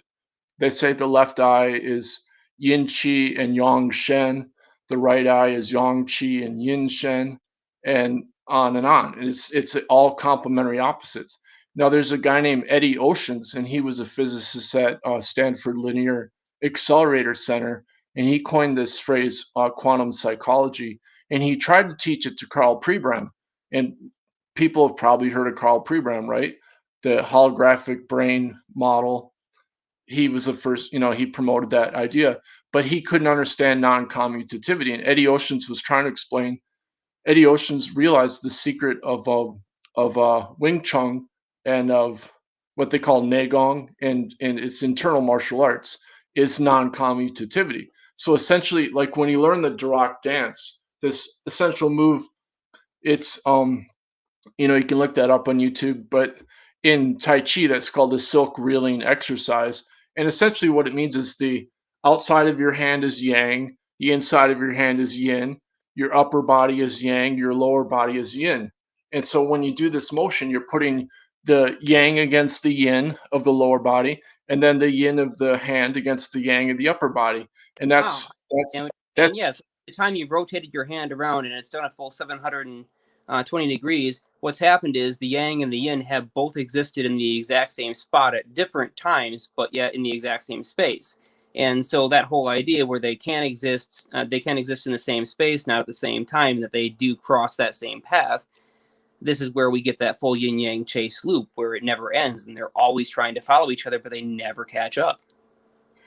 And this is what scares people, because like if you really study music, you have to memorize music, right? But at some point you have to start, when you're memorizing music, you have to really listen to the source of the music, and then you have to start wondering, well, where does the music come from? Because most people, when they learn music, they assume it's using an external instrument. But if you look at our original human culture, they're just hand clapping and singing. They're not using any instruments. You don't. In fact, the best music is, the whole point is that it's the source of sound is actually the source of consciousness itself. And there's no beginning or end to that. It's an eternal energy motion. And that's what, it's another example of what happens in deep dreamless sleep. It's like where people ignore the fact that they still exist in deep dreamless sleep. they assume like they're just a biological machine, you know, that turns off at night and turns on in the morning. But in fact, the real self of who a person is actually exists during deep dreamless sleep. And so instead, people identify themselves, you know, with their thoughts, their perceptions, and they ignore the source of who they are during deep dreamless sleep. You know, and if you really go into deep meditation, then you can start having visions that are more real than being awake. And when you have a precognitive vision, it's actually more lucid. And this has all been confirmed in quantum biology, because what they've proven is that, for example, the sense of smell is actually non-local. It's inherently non-local based on non-commutative phase. And they explain it by like Eric Clapton using a left-handed or right-handed guitar, you know, with like Jimi Hendrix using a left-handed guitar. What you're doing is in the sense of smell is you have the same quantum frequency of a molecule. Like with orange and lemon, it's the same exact quantum frequency, but what you're doing is you're changing the phase, and it's a non-commutative phase, and then you get a different smell. And that non-commutative phase is actually non-local. And that's also how photosynthesis works. They've proven that plants, the energy of sunlight absorbed turned into electrochemical energy by plants, is inherently non-local, and it's superluminal.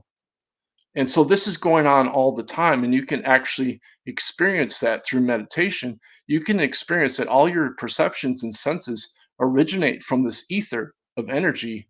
That's energy information, and it resonates from the future.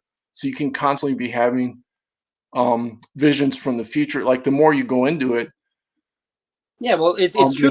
Fundamentally, all things that we feel, experience, taste, touch, smell, hear, and feel, all of those things are coming through the field forces conveyed through the vacuum itself.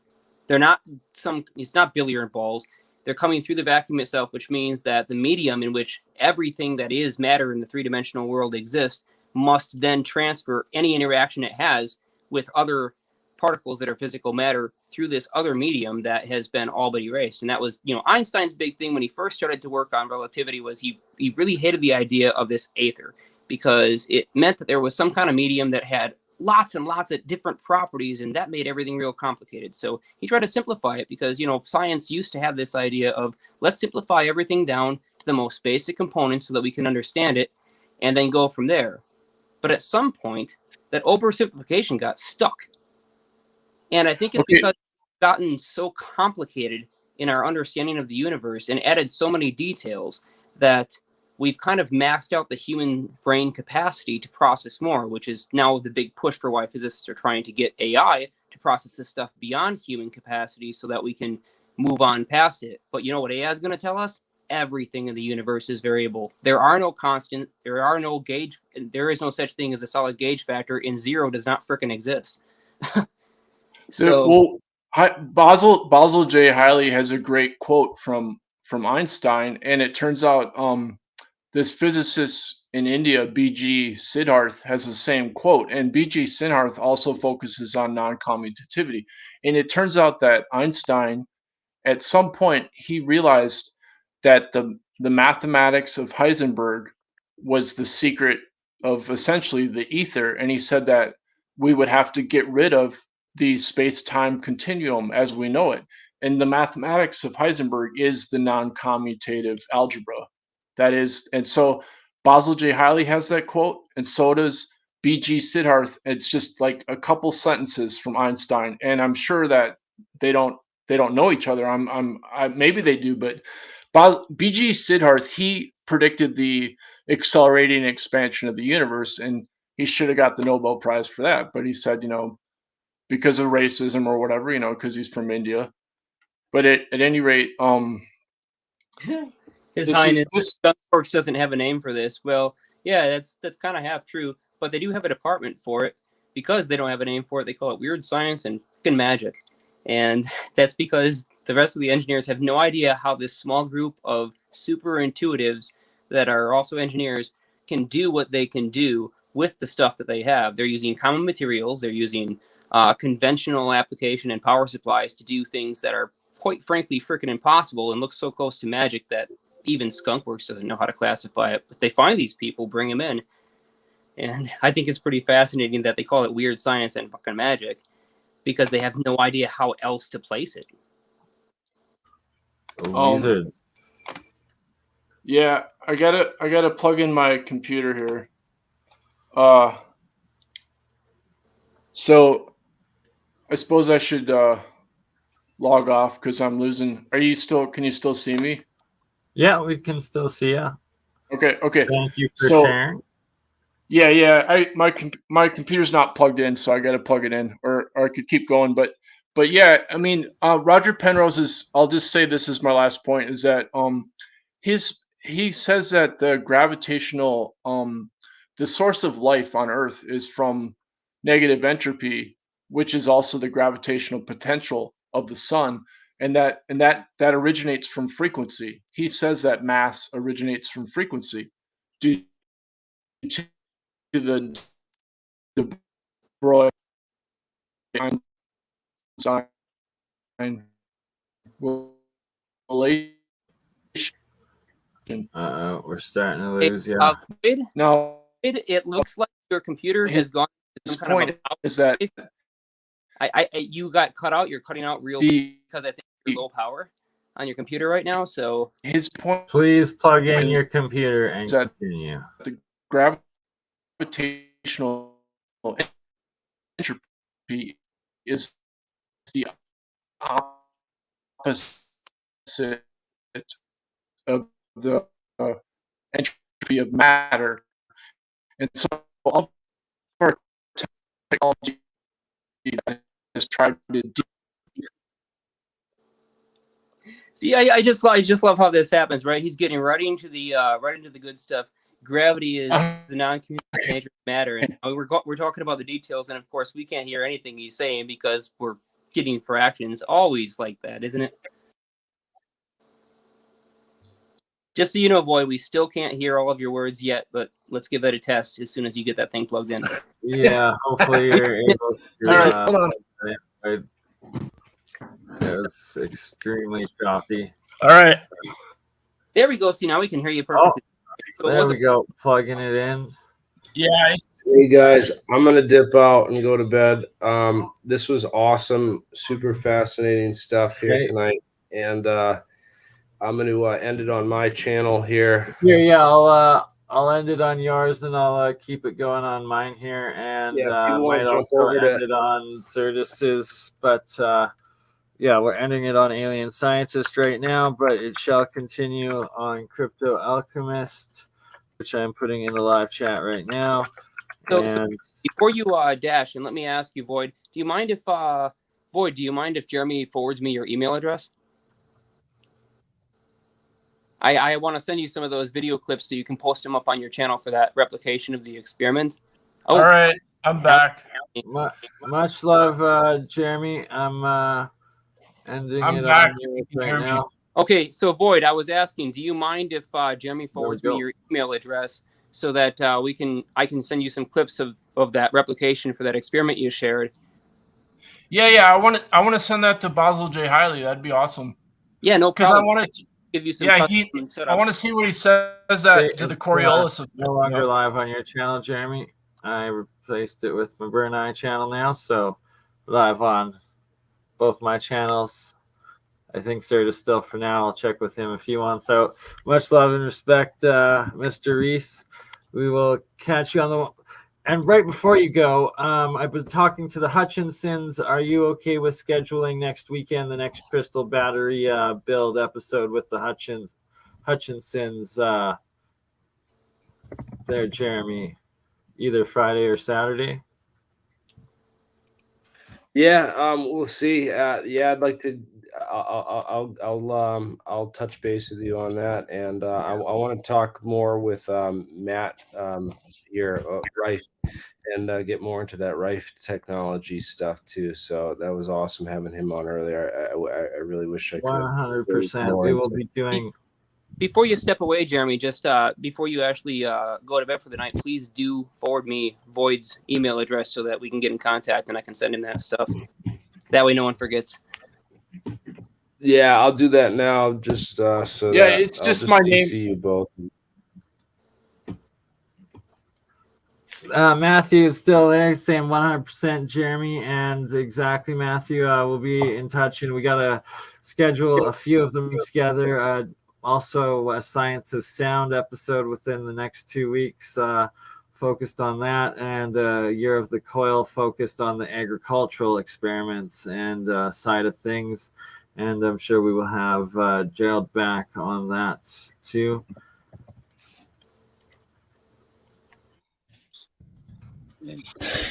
There's this really great you read Ptah Hotep Divine Maxims. Show that really quickly. Hold on. So like ancient times, there was this dude, Divine Ptah Hotep, supposed to live for like 100 and some odd years. And the 10 Commandments, they're based on like 42 maxims from Ptah Hotep. And they're pretty good. Prose 9.5. If you were a man of authority, be patient when you're listening to the words of a petitioner. Do not dismiss him until he has completely unburdened himself of what he had planned to say. Yeah, that's why I noticed that's a big problem with this community, wanting to get that microwave answer as fast as possible and completely impatient to wait for someone to explain. It's been a continuous problem in the community because we've learned to be so impatient over time. And that's killed the opportunity for so many people. If we learn to listen, hey, if you ever want to find your mentor, you've been looking for a mentor and one hasn't shown up, and you know how they say when the student is ready, the teacher will appear.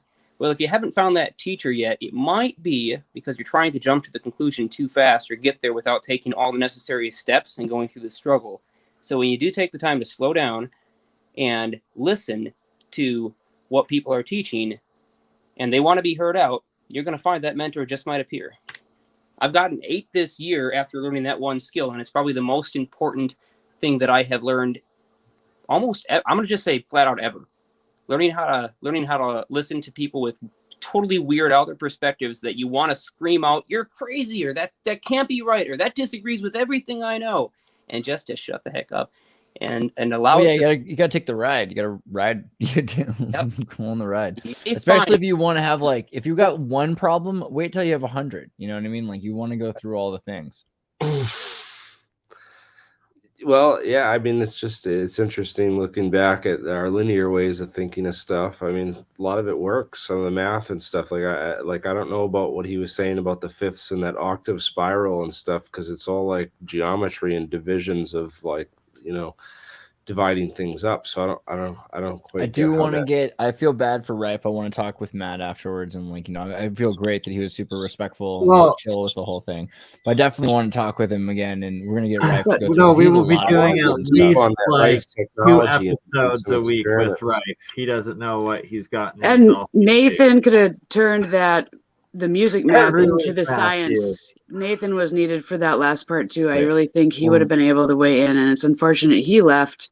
Well, I mean, we're 3.5 hours deep, and I was like, this guy wants to go. Oh, I know. We're gonna definitely. He went really deep. Like he should come back and talk to Nathan, because those two would jive really well. Matt's got some papers that can disprove the latest Nobel Prize winning paper on gravitational waves, and thinks that it proves more Matt friction is than gravity. coming back in. Here we go. Oh, man.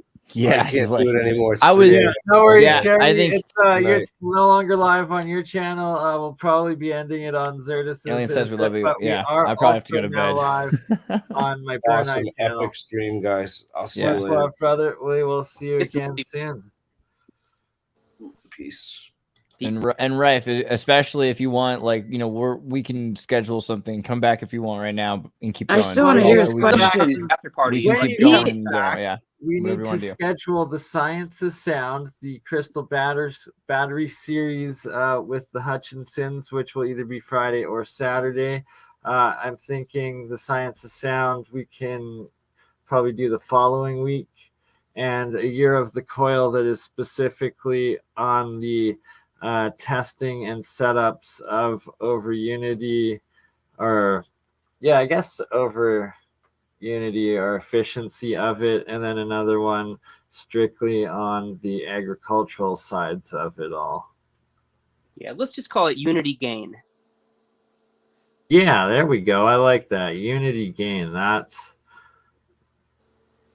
going to gain some momentum right there. We got the unity gain. You know, last year, about halfway through the year, like I said, I got to it a little late, but coined that term year of the coil. Year of fields. Yeah, and we know what this new year, it's actually going to be year of the super fields, because now we're going to talk about what happens, and heavily this year, this is going to be the main focus as far as what I'm seeing happen now ahead of time, that we're going to now talk about how fields interfere with each other and create conjugate or superposition states. And so when we start to get into field self-interaction and field compound interaction, that's going to be that super field. So this one, I'll coin it now, year of the super fields. You're muted again, by the way.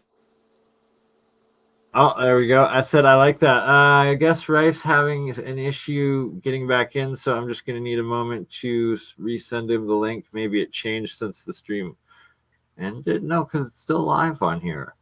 That doesn't make sense. Maybe they might be. Anyway, I'll send him a new link. So yes, momentarily, be right back. And by the way, yeah, year of the fields, that comes from Dan Foster. So give credit where credit is due. He was the guy that came up with that one. And I think we just need to add one little word to that in order to really bring it all together in both the figurative and literal sense when the fields come together and do brand new things they don't do on their own. There it is. Are you still here, brother? What are you saying, good sir? I'll do some research. I have some old books on the vital forces and unifying fields with von Reichenbach and old experiments with crystals and magnets. I'm not doing experiments, obviously, but you make me want to. I want to like get magnets, and I want to get. Start with the research first, looking it up, and then replicating it, and that's what it's all about. So, yes, please. And validating, like, as if it's worth even trying to replicate. You are doing such cool stuff. Thank you for letting me just sit in and ask a couple questions. I'm going to try and find that. I'll try a frequency book too, because I had specific questions and I haven't looked at it for a long time, but this is the place to go. It's like sitting with the modern day, like Teslas and Reichs, and it's really cool that you're doing all this. So thank you for showing it, Jeremiah. Thank you for all the work you're doing. Oh, and Rife's back now. This is the coolest thing to just. I'm gonna just mute and stay for a little bit longer. Wow. Yes, I got Void's contact. Excellent, thank you. Perfect. Yeah, I just didn't want to interrupt. I just have a 4-hour drive tomorrow, and I was enjoying the conversation, and that's why I put in the chat. I was like, I'm sorry I had to dip out. I'm gonna go lay down because I have like a 4-hour drive tomorrow. But I listened to every bit of that, and a lot of that stuff, I really like this guy. There's a lot of things that I agree with, even though that you take Qigong and it's within theory only, but what the way that he phrased it and the way that he said that he can coincide it with, actual science and physics and be able to prove it. This is the same way that I work. So if you look at a lot of this, if you look at like a Qi coil, like a wireless energy or wireless, wireless charging coil, Qi coil. Now, all of this is relative to that. And all the math actually works out, because if you take a coil and then you counterwire the coil to where they match exactly on top of each other, you get a higher transmission rate of that charging. This is how they went to like 7.5 volts, 15 volts, and everything else, because if it's two coils that are wound the same exact way, even though they have the same resonance, it did not transfer the same amount of energy as what it would if they were counterwound. Well, Rife, I can actually back that up with I won't pull out the whole example now, but I actually did an example on BurnEye's channel quite some number of shows ago, where I took simply, and I'll turn on my cam for a second just as the demonstrator. So I took 4 coils that basically look just like this one here. And I remember you showing me this, and you put them inside the inner ring, and you're trying to be able to transmute inner time. This is a live experiment, so this goes beyond that, beyond the reflection. So any one of those coils on its own has a resonant frequency of 3.3 megahertz. Okay. Even if I move my hand closer, I can drop that frequency, but if there's nothing else around it, its maximum self frequency is 3.3 megahertz. There's really no way to increase it. I can only decrease it by adding capacitance, so the LC circuit is balanced. But something really, really interesting does happen, and I'll grab the other coils and at least set them out as soon as I see where I have set the entire arrangement. Geez, I set that whole thing somewhere. Oh, there it is. Okay, got it. So let me grab these just as a, showing example. So if any one of these coils, and these are the ones that have the 3.3 megahertz resonant frequency, if I oscillate or I pump in, because all the grounds are tied together here at this common point in between, if I pump this just from a single signal coming out of my function generator, just the positive wire pumping this, and leave the ground connected only to earth ground, that means that it's going to ground through that signal generator and start pumping up a signal up and down, and that's going to give us a resonant frequency. If I take this one coil, 3.3 meg, and I stick this other coil next to it, and they're both connected at the ground, something interesting and unexpected happens. You would think the copper here would cause capacitance and drop the inductance, but instead, because both these coils are doing the same thing, but now they've taken that same thing and they've spread it out from one spot into two spots, the frequency goes up from 3.3 million cycles per second to 3.8 million cycles per second. If I add this third one into the circuit, it now goes up to just a little over 4 megahertz. And if I add the fourth one, now we are 4.3 million cycles per second. So we can actually increase the free resonant frequency of multiple oscillators, which are identical. And each of these is absolutely identical, as much as I could humanly make it. I sanded for several hours the tops of these PVC pipes. I took a caliper, measured exactly where the holes need to be drilled, measured exactly how long the wires need to be made, try to keep the angles as close as I possibly could. So my copper mass should be about as close as I can match it. And the only difference is maybe the dielectric here, the PVC pipes may have some moisture in them or slightly different capacitance. So that does affect it, but they're as close as I can get them. The fact that when we get multiple coils that are virtually identical to each other in the same physical space, and we can expand their distance from each other apart, we can actually shift their phase and their frequency because we're doing something fundamental to the properties of space and time. These are changing the permeativity of the local space, making it easier for a signal to flow through this wire. And if you calculate out the free resonant frequency of these, as we add more and more together, we're figuring out that it's actually superluminal. Well, and also what you're doing, depending on the closeness of the different coils, your electric is running on the outside of the copper it's running over the area of the outside of the copper, right? Or copper. So therefore, they may be combining and jumping over one another. But I suggest that we take up a donation so you can get a 3D printer so that they can all be exactly the same instead of you sanding down copper or PVC pipe. Yeah, that would be awesome. I still haven't, and I was planning on getting a 3D printer, but I still, for some reason, haven't done it yet. And if you send Andreas the specs, he could print that out. He's got a 3D printer. I have in my office. I have 7 3D printers. You send me whatever outside diameter, inside diameter you want, and I'll 3D print all of them for you. Awesome! Oh my gosh, that's awesome too. Wow. Yeah, I just didn't want to be disrespectful and interrupt. Amazing, right? Like, because it's like sometimes when like it's a massive theory and thesis, and it's like you just can't get distracted, or when you're on the tangent and like have it organized in your mind, you just gotta put it all out there, and like it's so much especially like my alchemy learnings and understandings, and like the platonic solids, the geometries, the structures of like the knowledge that the ancients had with Pythagoras, and like these mystery cults, but it's like, or societies or whatever, but it's like it's this higher lost knowledge of the structure of the universe, and it's all there, and it has to do with the fractal geometry of light and sound interacting with each other. Yeah, so I mean, it's all experimentation. Just I do it every single day, even though there's a lot of stuff that's been written down. I've checked all of Roy's notes, and I've double checked everything. I've done my own experiments to try things out, and what I've found is every one of them are true, but now we're just moving on to experimentation of old knowledge and bringing it back to today.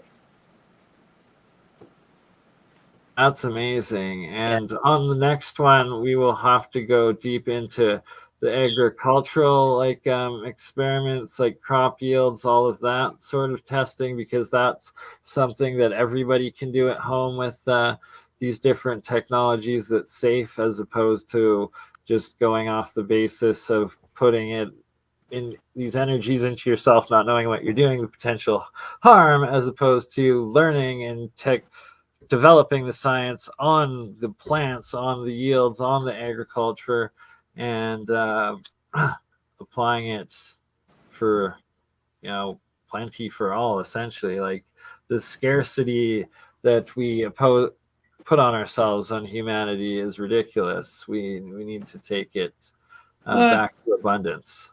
I wouldn't say we. Yeah, there you go. They, or I do want to ask too about the rods they, and though? cones. You were talking about vision and frequency, and that's something I consider everything that can improve this and that. I know, like ADHD, all these. I've looked into a lot of frequencies and healing, but maybe next time you could elaborate more on how there's visual impact that you can have, or just. Yeah, Yeah, I'd and like to it's talk about that too, changing the rods and cones with Rife frequencies, if that's a thing. Yeah. Yeah, and I can have possibly have people on, just like my aunt, and she started hearing noise again, like white noise that she wasn't able to hear, and she's in her 60s, and now she's hearing like she's an 18-year-old girl. Oh my gosh! Just after like 5 days. Wow. You said 5 days or 5 doses? 5 days. 5. Wow. Well, 5 days of one session a day. I thought that was impossible. I thought once those little hairs were damaged and once those cells were no longer receiving that, hearing was pretty much permanently damaged, and they were reverse that. But sounds like you're telling me it is reversible. My stepfather has his AUD in audiology. He's a doctor of audiology, and most audiologists will not go past like a master's. There's only a few doctors of audiology compared to master's degrees, and he has what's called shooter's ear, and it's where the hair cells are damaged so much that you hear a ringing. Now I can oscillate those hair cells and stimulate hair growth to where that ringing stops. Oh, you're stimulating growth of new hair follicles. Yeah, and I was asking him about clinical trials, and he's been out of school for so long that he said it's mainly people that are going on their thesis and everything else that do clinical trials. But I'm going to ask him more about it probably tomorrow. I have to go set up his computer on a printer and everything. Maybe I can get a video with him and let him use even just our small Spoonie or $420 unit and see what he says. I'd be interested for sure. Yeah. Really interesting. Yeah, I'll for sure. I'll go up there and I'll take a video. And are you taking like what you're using from some of the documents you found, or are you just doing experimentation, or? No, these are a lot of the stuff is documentation. The newer stuff that I've brought out, like on agriculture, is experimentation, and it's all springboarded off of this knowledge that was of the past. So everything that I look at, I'll give you a perfect example is, Joe Rogan asked Elon Musk, and this is not an opinion up on either one of them, but he asked him, how are you allowed to build tunnels up underneath LA? And Elon said, well, I started digging a hole. That tunnel's nothing but a hole in the ground. So if you break everything down into its finest form, you really get the true answers that you need, because everything comes from springboarding off of the basic knowledge that we have. Like they say, everything you'll ever need to know, you learn in kindergarten. There you go. And also on the next one, we're going to have to do a whole segment of just investigating, looking into the microscope technology, the Rife microscope, because that is like, it's so documented, so crucial to like just science, and at the same time like validates all of like the Rife science and thesis behind all of it, right? Like that. It's like it's practical technology built off of it's empirical evidence that it exists and is effective. Using it, it's pretty huge. Yeah, the Rife. I'd love to have one of those microscopes just to be. But you're talking about the universal microscope? I'm not sure. So Rife developed numbers. He developed numbers 1 through 5 microscopes, and then he did the universal microscope that had the 60,000 times zoom. I think that is the one. Yes. Yeah, the one that he saw a live virus with his eyes. He was the first person to ever see it. Yeah. So that's one of the pages. I'll send you like a full, like high quality image via email. But that's one of the pages that's on my website. 1 of 3 of the diagrams on how to build it. And I bet that was his communication, if he had any, with Reich at all. Willem Reich. He was doing the cellular biology, life force, ether, organic. Yeah, and I just want to reiterate this. I don't remember if he had that interaction, but I think that he did, and I'm still looking for stuff. I feel like they're connected because I think I was looking into Reich, and then I was like, Rife? And I was like, wait, how are they? What's the relation in some of the something that was referenced? So I know there was some correspondence or relation to, or one cited the other in their research, and that's so cool. Regardless, just that they're kind of, networking together, these suppressed scientists. I have so much stuff that I'm bringing out, and I'm just going to keep on releasing. There it is, right there in the middle, the whitest one. That's 1 of 3 of the diagrams on how to build. You can zoom in. I should have put the high quality image up. I'm pretty sure I did, so you can zoom in pretty far. Cool. Yeah, I haven't even gotten there yet. I'm excited to check this all out. So that's on RifeTechnology.com.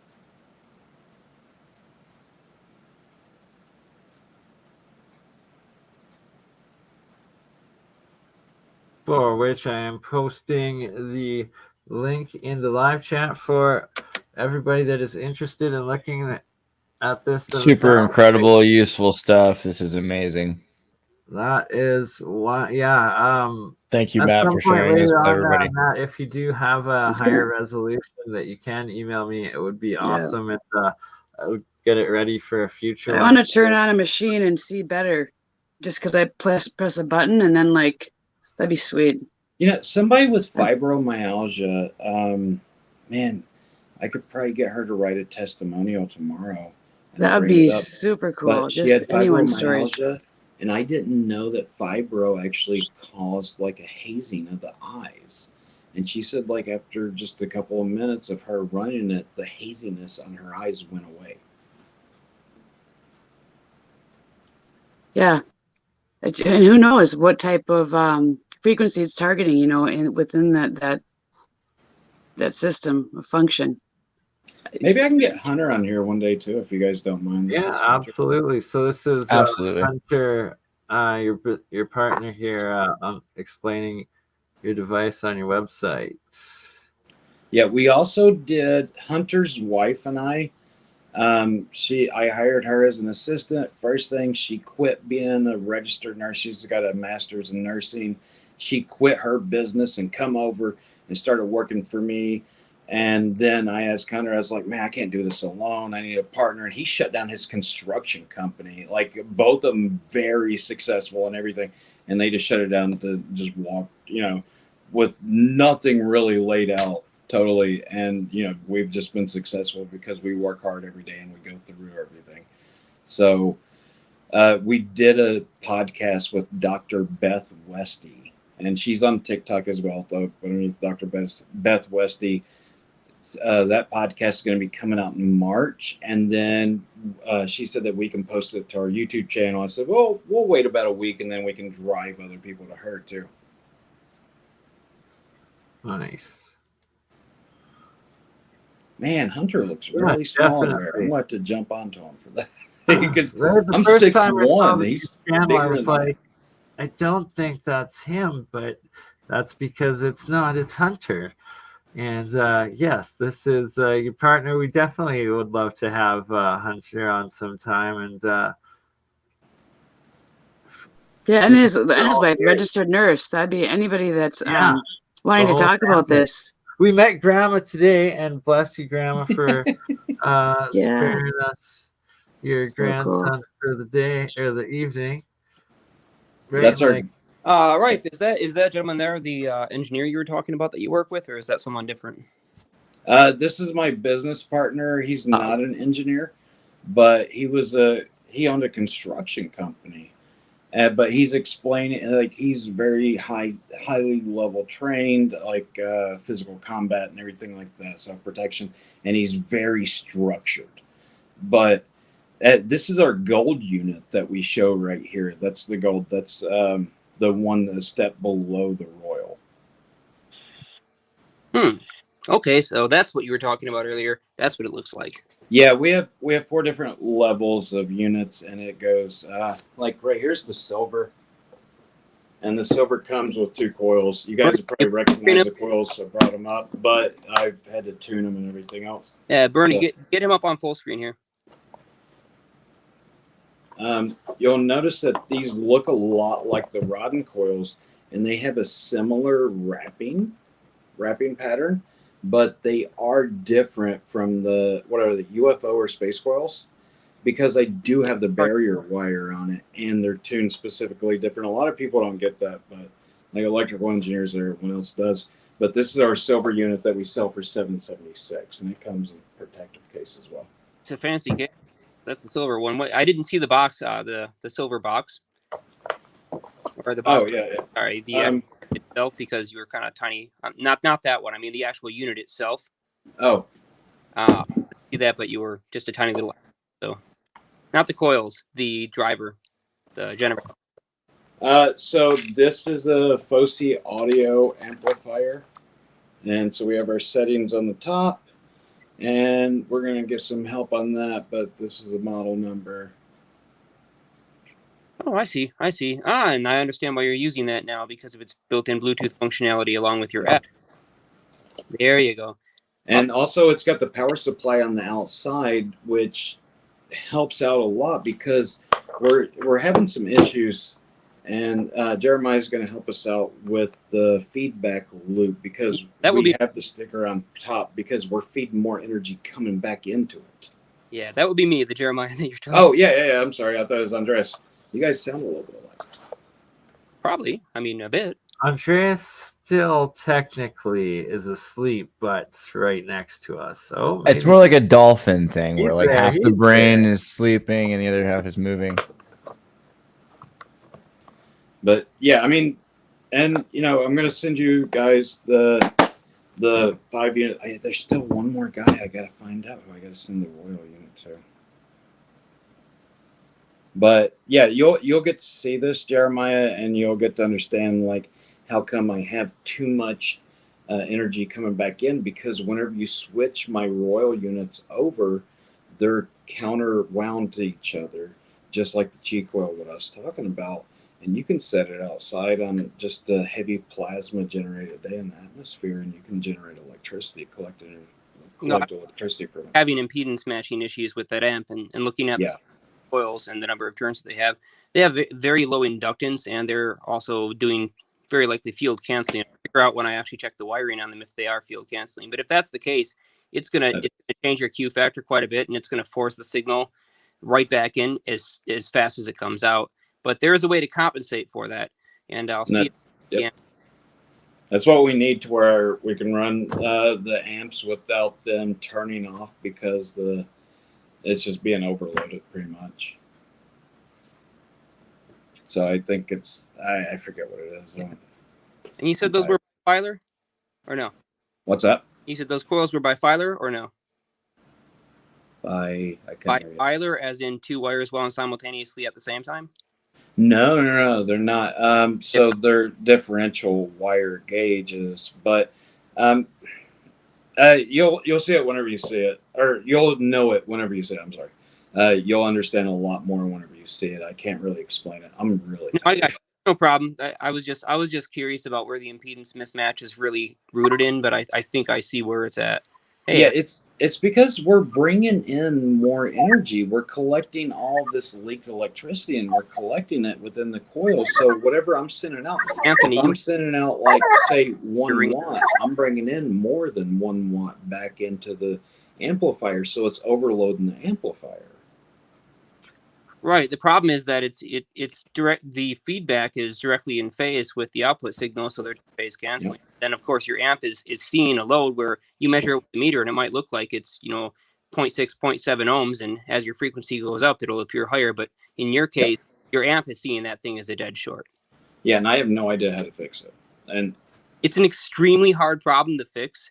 And by extremely hard, I mean engineers spend years and years, some decades, to try and solve this problem with high power transmission, because you start to get these refractive effects where signal does feedback. It's actually been an issue, a known issue with high power radio transmitters operating in the megawatts range, where the antennas themselves are not quite the correct size. They have to be sized depending on whether or not the transmission array is facing out or whether it's conjugating. They have to be sized slightly different because they modify at their maximum power level the variable refractive index surrounding those antennas enough to the point where their length is no longer correct. And so it have to be just ever so slightly modified so that they can compensate for that change in the local speed of light surrounding the antenna. What I was thinking about doing, because of that feedback loop on it, now my coils are tuned specifically for, resonance that work with biological issue, like just with the human body. I was thinking that maybe I could do the Tesla coil and lower my amperage. I don't need the ohm resistance. And then whenever I do the current on it, I can run higher currents through, but I can have them grounded out through the plug that goes to the house, that goes to the grounding of the earth. Yeah, you're what's the right word for this? Crazy. No, I'm thinking it's something that grows out of something else. I'll remember it later. I got an honest phrase here right now, bad. But anyways, yeah, it's you can convert current into voltage into current very easily with those things through the field dynamics. But what's really important with Tesla's tech is understanding that it is changing the properties of the space around it, or the vacuum around it, so we can utilize that with absolutely no cost to the energy input or resonance of the circuit. And we can use it to pump in and out electrons from the Earth, which is exactly what he had found out how to do. And using that same mechanism, instead of pumping electrons for power distribution, we can use them for communications or just about anything else that we want. As long as we understand that when we get a rotating field crossing a compression or an expansion field, which is also known as a scalar potential, when we put those two things together in the same volume of space, which is something all-star coils inherently do, then we end up with a third type of field that's not simply the Lorentz force. It's not simply the mathematical mixing of these two fields. It modifies something fundamental in that velocity c, and this third field is not recognized at all in any of the mathematics because it's a non-zero gauge field.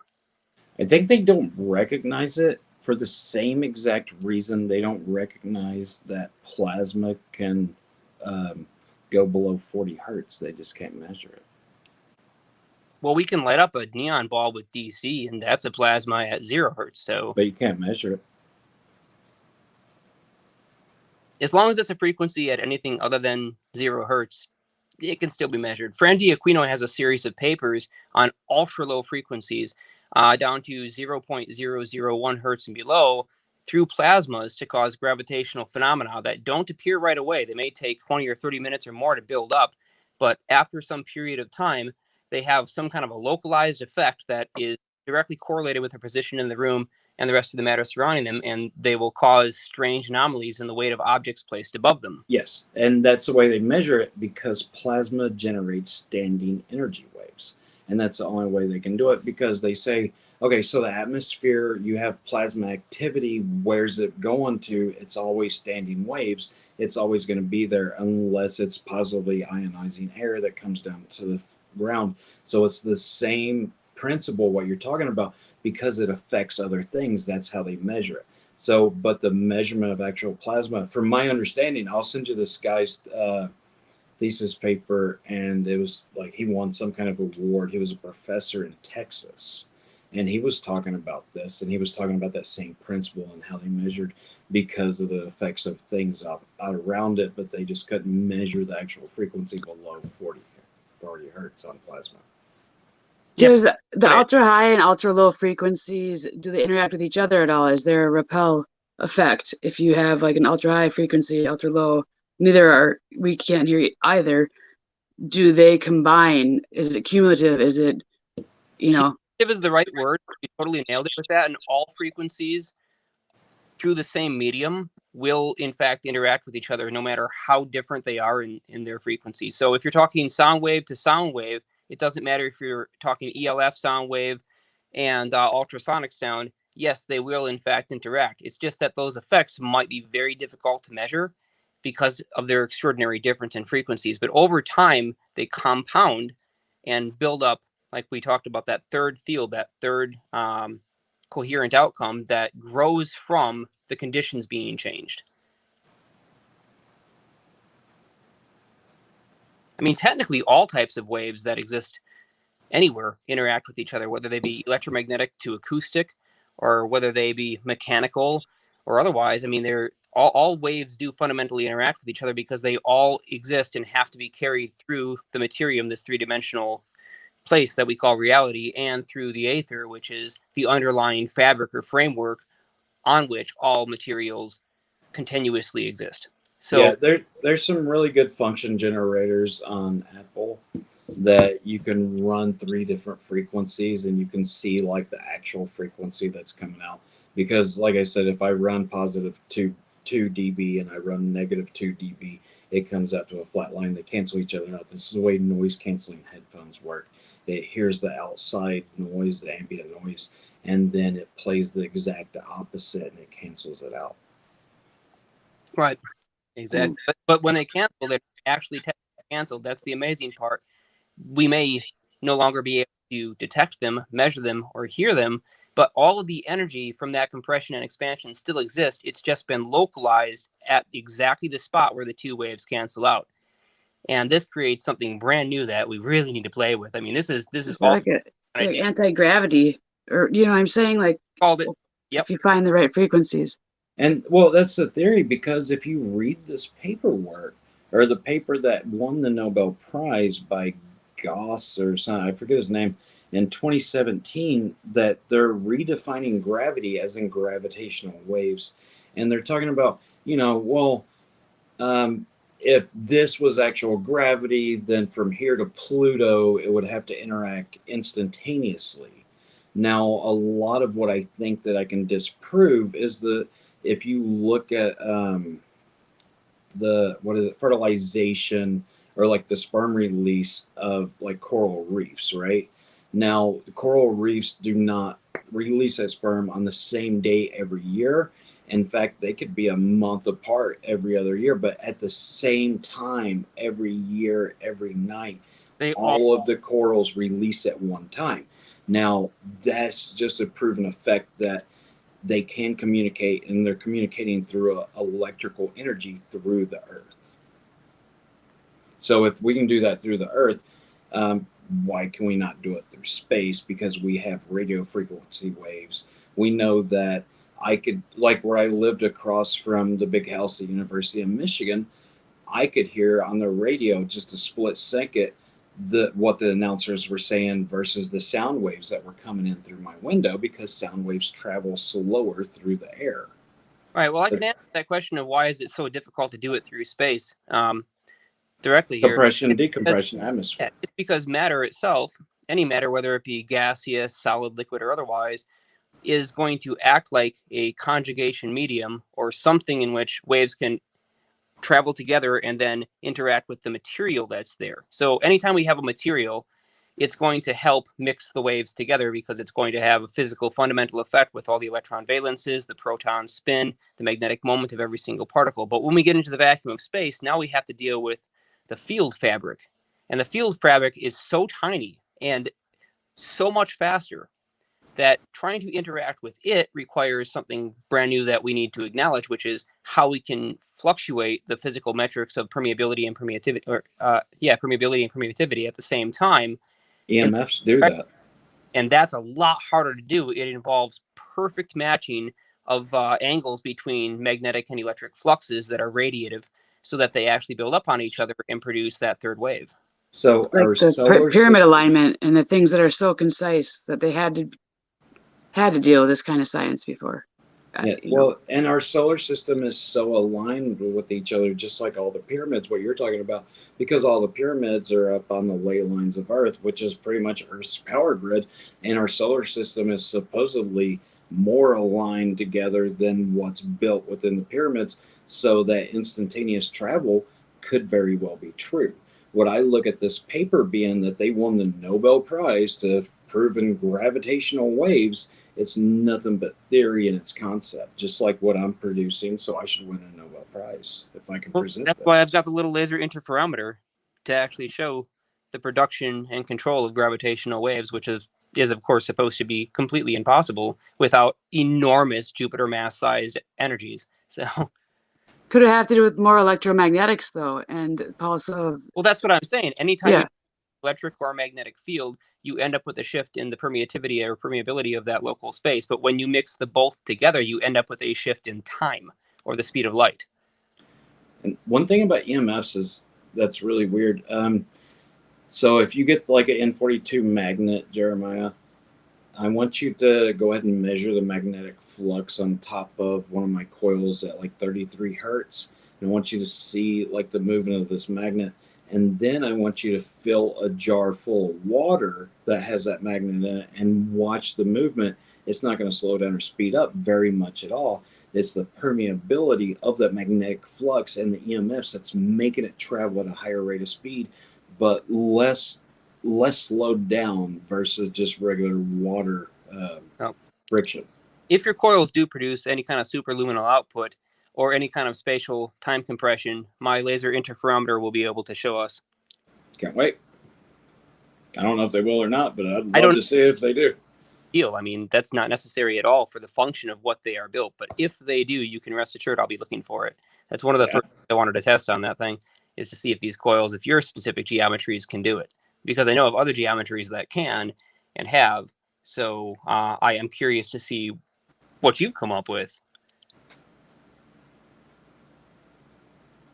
Hey, so, well, we've been going for, 4 hours and 14 minutes. I can tell everybody's getting tired. So Yeah, I guess exactly, right? And he says got to do a drive tomorrow too. So why don't we continue this into the next year of the coil?